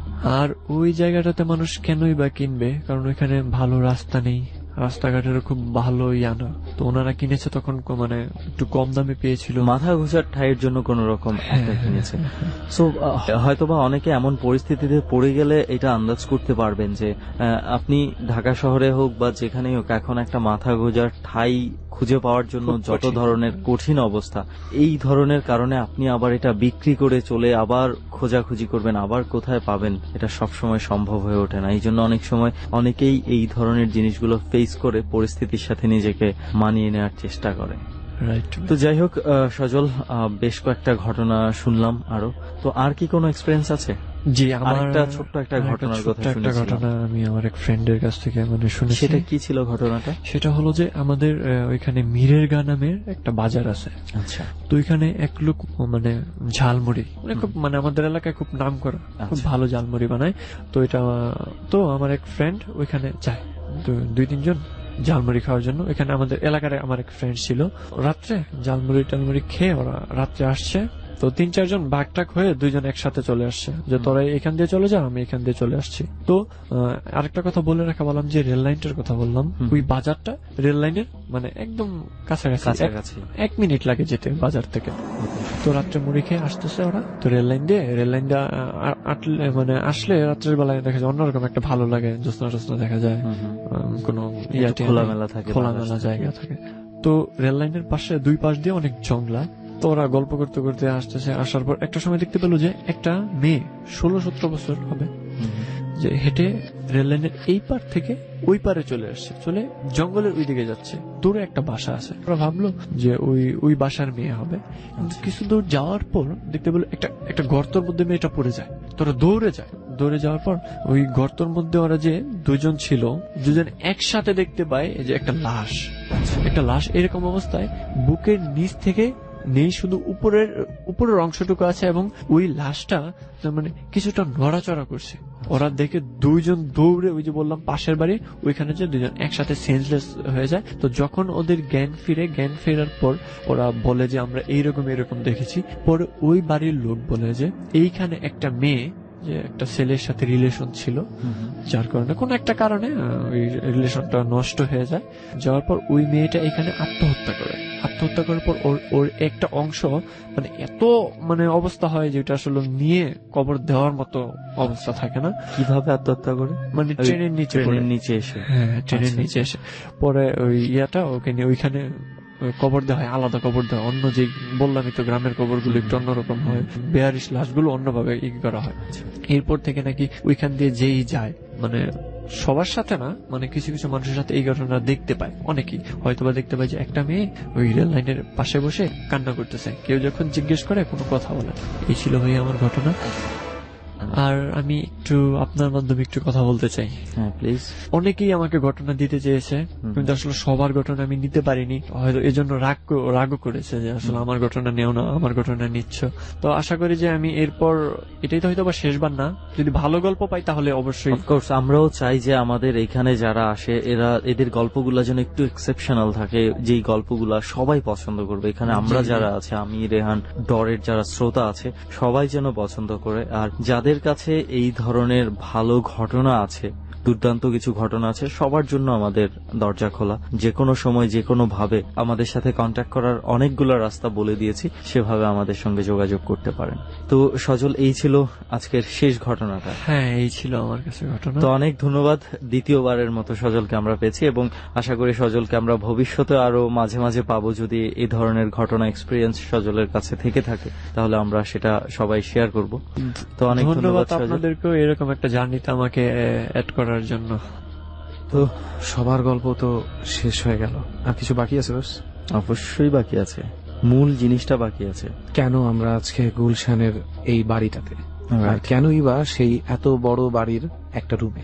এবং আরো একটা কথা বলি যে হয়তোবা এই মুহূর্তে যারা শুনছেন, হয়তোবা আজকেও হইতে পারে যে এই এলাকায় যারা আছেন কিংবা এখান দিয়ে আসা যাওয়া করতে আপনিও হয়তো এই বাড়িটার পাশ দিয়ে আজকে হেঁটে গেছেন। অবশ্যই, কিন্তু জানেন না যে এই বাড়িটার পেছনে কি একটা ঘটনা আছে, এবং এই বাড়িটা থেকে কেউ কি আপনাকে দেখছে কিনা সেটাও হয়তো আপনি জানেন না। 100 বাড়ির 100 ফ্ল্যাটের 1000 রুমে কোন একটা রুমের লাইট কখনোই জ্বলে না, এটা কারো পক্ষে খেয়াল করা সম্ভব না যদি কেউ এটা প্রচার না করে। আর আমরা যেই বাড়িতে আছি সেই বাড়ির মালিক, তার কত টাকা আছে উনি হয়তো নিজেও জানেন না, অনেক বড় লোক, এবং ওনারা এই ধরনের ব্যাপারগুলো স্পেশালি খুব বেশি গোপন রাখেন। তো বলেই ফেলি, তাই না দোস্ত? না, এটার তো বলার সময় হয়েই গেছে। এবার ঘটনাটা শুনুন যে কেন আমরা এই বাড়িতে আসলাম। যাই হোক, যার কথা বলছি সে নিজেও একজন খুব ভালো স্টুডেন্ট ছিল, পড়াশোনায় খুব ভালো ছিল, এবং সে একজন আর্মি পার্সন হয়ে যাওয়ার কথা ছিল।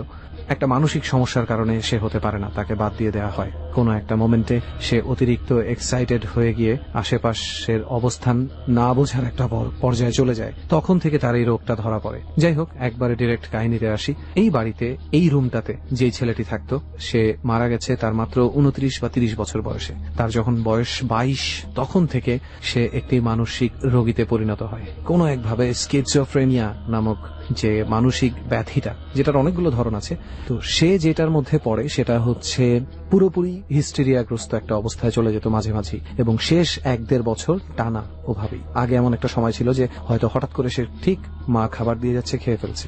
হঠাৎ করে লাস্ট 1-1.5 বছর মৃত্যুর আগে সে প্রচন্ড পরিমাণে পাগলামির সাথে সে ইনফ্যাক্ট খুব বাজে একটা ব্যাপার যেটা ঘটতো, সে নিজের গা থেকে বিভিন্ন জায়গা থেকে মাংস কেটে খেয়ে ফেলার চেষ্টা করতো। রাইট, এবং এটা হচ্ছে একদম লাস্ট স্টেজে যে এই ঘটনাটা হতো। এবং রেহান আগেও যেটা বলেছে যে তার যে বাবা, আর্থিক দিক থেকে কোনো ধরনের কোনো প্রবলেম নেই, তারা সমস্ত ধরনের চেষ্টা করেছে, বিদেশে নিয়ে গিয়ে ইন্ডিয়া সব জায়গায় তাকে চিকিৎসা করানোর চেষ্টা করা হয়েছে, শেষ পর্যন্ত কোনো ফল পাওয়া যায়নি। শেষ পর্যন্ত তারা ব্যর্থ হয়ে বাড়িতেই তাকে এনে রাখতে হয়। এই বাড়িতে আসার পিছনে একটা রিজন ছিল দোস্ত, সেটা হচ্ছে যে তার যে মানে হিংস্র হওয়ার যে ব্যাপারটা এই বাড়িতে না থাকলে প্রচন্ড বাড়তো, যেটা ট্যাকেল করার আসলে তাদের সাধ্য ছিল না। ইন্ডিয়াতে থাকাকালীন সে এই যে ঘটনাটা এই ছেলেটা ঘটিয়েছিল সেটা খুবই মানে ঠিক মানে ঘৃণা লাগবে অনেকের হয়তো শুনলে। সে হচ্ছে মানে যেই হোটেলে থাকতো সেই হোটেলের পেছনে যে ডাস্টবিনের জায়গাটা, ওখান থেকে কাঁচা ইঁদুর টিদুর ধরে খেয়ে ফেলার চেষ্টা করতো। এই কারণে মানে এভাবে করে তার মানসিক অবস্থানটা এত বাজে হয়ে যাচ্ছিল। কিন্তু কিছু ব্যাপার আছে যেগুলো মানে এই বাড়ির মালিকের সাথে কথা বলে তার ছেলে সম্বন্ধে আমরা কিছুটা হলেও জানতে পেরেছি। সেটা হচ্ছে ডাক্তাররা অনেক কিছুর জবাব দিতে পারেনি যে এই কারণগুলা কেন হয়। ফর এক্সাম্পল, এই ছেলেটি 7 থেকে 8টা ভাষায় কথা বলতে পারতো অসুস্থ অবস্থায়, সুস্থ অবস্থায় নয়। হ্যাঁ, ও দেখা যেত অনেক সময় সে পাশে, মনে হয় আমরা যখন পাশে বসে কারোর সঙ্গে কথা বলি, কনভারসেশন চলছে, এমন কিছু কনভারসেশন চালাতো মনে হচ্ছে যে সে কারোর সাথে কথা বলছে, সে উত্তর দিচ্ছে, সে তার উত্তর দিচ্ছে, কিন্তু মানে এটা আসলে কেউ ছিল না এখানে, কিন্তু মনে হতো যে সে হয়তো কারোর সাথে অশরীরী কারোর সাথে কথা বলছে। ভয়েস চেঞ্জেরও কিছু ব্যাপার ছিল তার মধ্যে, তার কণ্ঠস্বর বদলে যেত। এমনকি আমরা এটা জানি না, আমরা এটা শুনিনি, আমরা শিওরও না, আমরা আপনাদেরকেও বিশ্বাস করতে বলবো না, বাট সে নাকি একদম খুব স্বাভাবিকভাবে মেয়েদের মতন কথা বলতো। মানে এবং সেটা মেয়ে বলতে যে আমরা যেটা বুঝি যে মেয়ে কথা বললে একটু ঢং করে বলবে, ওই টাইপের মেয়েদের মতন কথা বলা না, সরাসরি মেয়েদের ভয়েসে কথা বলতো, এবং সেটাও তার নিজের সাথেই, অন্য কারো সাথে না। এবং এটার প্রমাণ আমাদের সাথে যে কেয়ারটেকার, যার ভয়েসও নিষিদ্ধ আমাদের জন্য, তিনি নিজেও এটার একটা প্রমাণ। উনি অনেকদিন ধরে এই বাড়িতে আছেন, শেষ 4-5 বছর উনি খাবার টাবার দিয়ে যাওয়ার সাহসটা করতেন। উনি অনেক বেশি চিনতেন এই ছেলেটাকে। এক এক সময় এক এক স্টেজে দেখেছে। তার কথা অনুযায়ী যদি বিশ্বাস করতে চাই তাহলে সে ফ্যানে সিলিং এর সাথেও ছেলেটাকে ঝুলে থাকতে দেখেছে, দড়ি দিয়ে নিজের গলায় দড়ি দেওয়ার চেষ্টা করছে কিন্তু মরছে না। এই সিচুয়েশনটা দেখতে তোর কেমন লাগবে? এটা নিঃসন্দেহে একটা মানে খুব ভয়ঙ্কর একটা সিচুয়েশন হবে। সবচেয়ে বড় কথা হচ্ছে শেষ পর্যায়ে এইভাবে চলতে চলতে একটা পর্যায়ে এমন মাত্রায় যায় যে ছেলেটা আসলে মৃত্যুবরণ করে। রাইট, আসলে ব্রেনের একটা লেভেলের পরে ক্ষমতাটা কেউ ধরে রাখতে পারে না।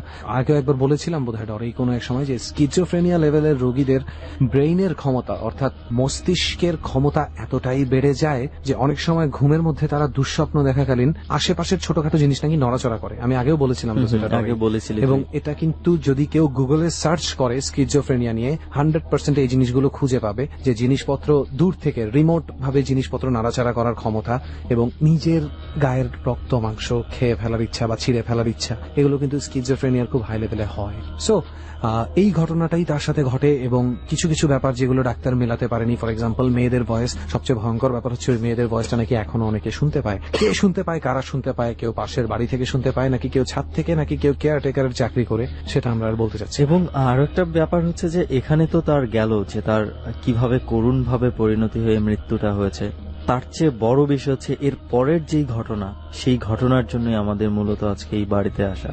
এই বাড়িটা আজকে পরিত্যক্ত হয়ে গেছে। তার মৃত্যুর প্রায় 1 বছরের মতো তার বাবা মা ছিল এই বাসাতে, কিন্তু ধীরে ধীরে পরিস্থিতি এমন হয়ে গেছে যে এই বাসাতে আর থাকা মানে তাদের জন্য পসিবল হচ্ছিল না। একটা তো মানসিক শক্ত আছেই, সন্তান হারিয়েছে, তার উপরে যদি আরো অদ্ভুত অলৌকিক কিছু ঘটতে থাকে এই বাড়িতে, যদি বারবার বাবা মা দুজনেরই একসাথে মনে হয় যে সন্তান ফিরে এসে সেই একই রুমে বসে আছে, কষ্ট পাচ্ছে, চিৎকার করছে, বলছে আমাকে সারিয়ে দাও, বাবা মা দুজনেই যদি এরকম কিছু শুনতে পায় বা জানতে পারে, তখন বাবা মার কেমন লাগে? এই তো। আর তুই এই রুমে ঢুকে কিন্তু তুই একটা প্রশ্ন করেছিলি যে দোস্ত, এতগুলা রুম দেখলাম, সবগুলা রুম এত নিট এন্ড ক্লিন, এই রুমটার এই অবস্থা কেন?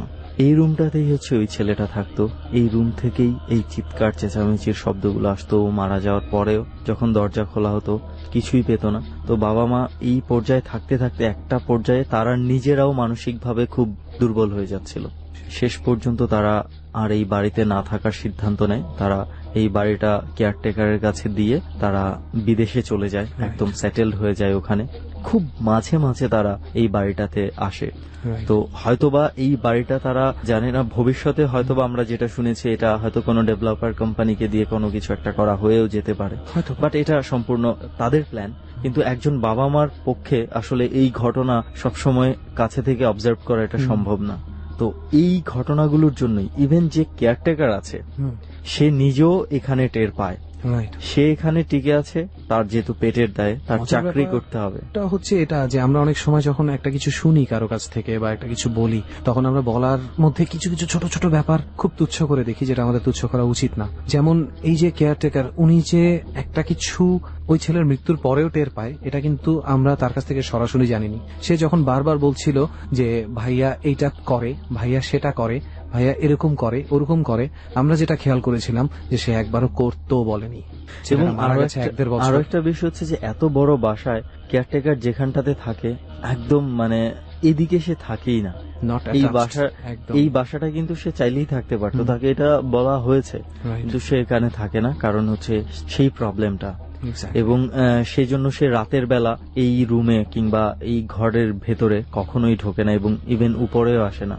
তো এখন ব্যাপারটা হচ্ছে ঈদ অনেক কাছে, ভয় জিনিসটা হয়তো অনেকের মধ্যে থেকে অনেক সময় অনেকভাবে উৎসবের আকারে বের হয়ে চলে যাবে। আমরা তাই চাই সবার মন থেকে ভয় দূর হয়ে যাক। কিন্তু একটা জিনিস মনে রাখবেন, ঈদের সময় ছাড়াও এবং ঈদের কারণেও অনেক সময় অনেক জায়গা সাধারণের চেয়ে অনেক বেশি খালি থাকে। সেই জায়গাগুলো থেকে নিজেদেরকে কন্ট্রোলে রেখে একটু অলৌকিক কিছু এবং মানুষ দুটো ব্যাপারেই সাবধান থাকবেন। কারণ আমরা একটা ঘটনা কিন্তু আজকে শুনিয়েছি ডরে আপনাদেরকে, যে একটা ভয় দেখানো থেকে কত বড় ধরনের দুর্ঘটনা ঘটতে পারে। সো এই বিষয়গুলোও একটু মাথায় রেখে চলা উচিত। সেটাই। আর মানুষের ভয় তো আছেই। সো খালি ঢাকা শহর কিংবা খালি চট্টগ্রাম শহর কিংবা খালি কক্সবাজার শহর এনজয় করতে গিয়ে বিপদে পড়বেন না। That is our request. সবাইকে ঈদ মোবারক জানিয়ে দিই একবার, তাই না? ডট টিমের পক্ষ থেকে ঈদ মোবারক এভরিওয়ান। ডর মানে ভয়।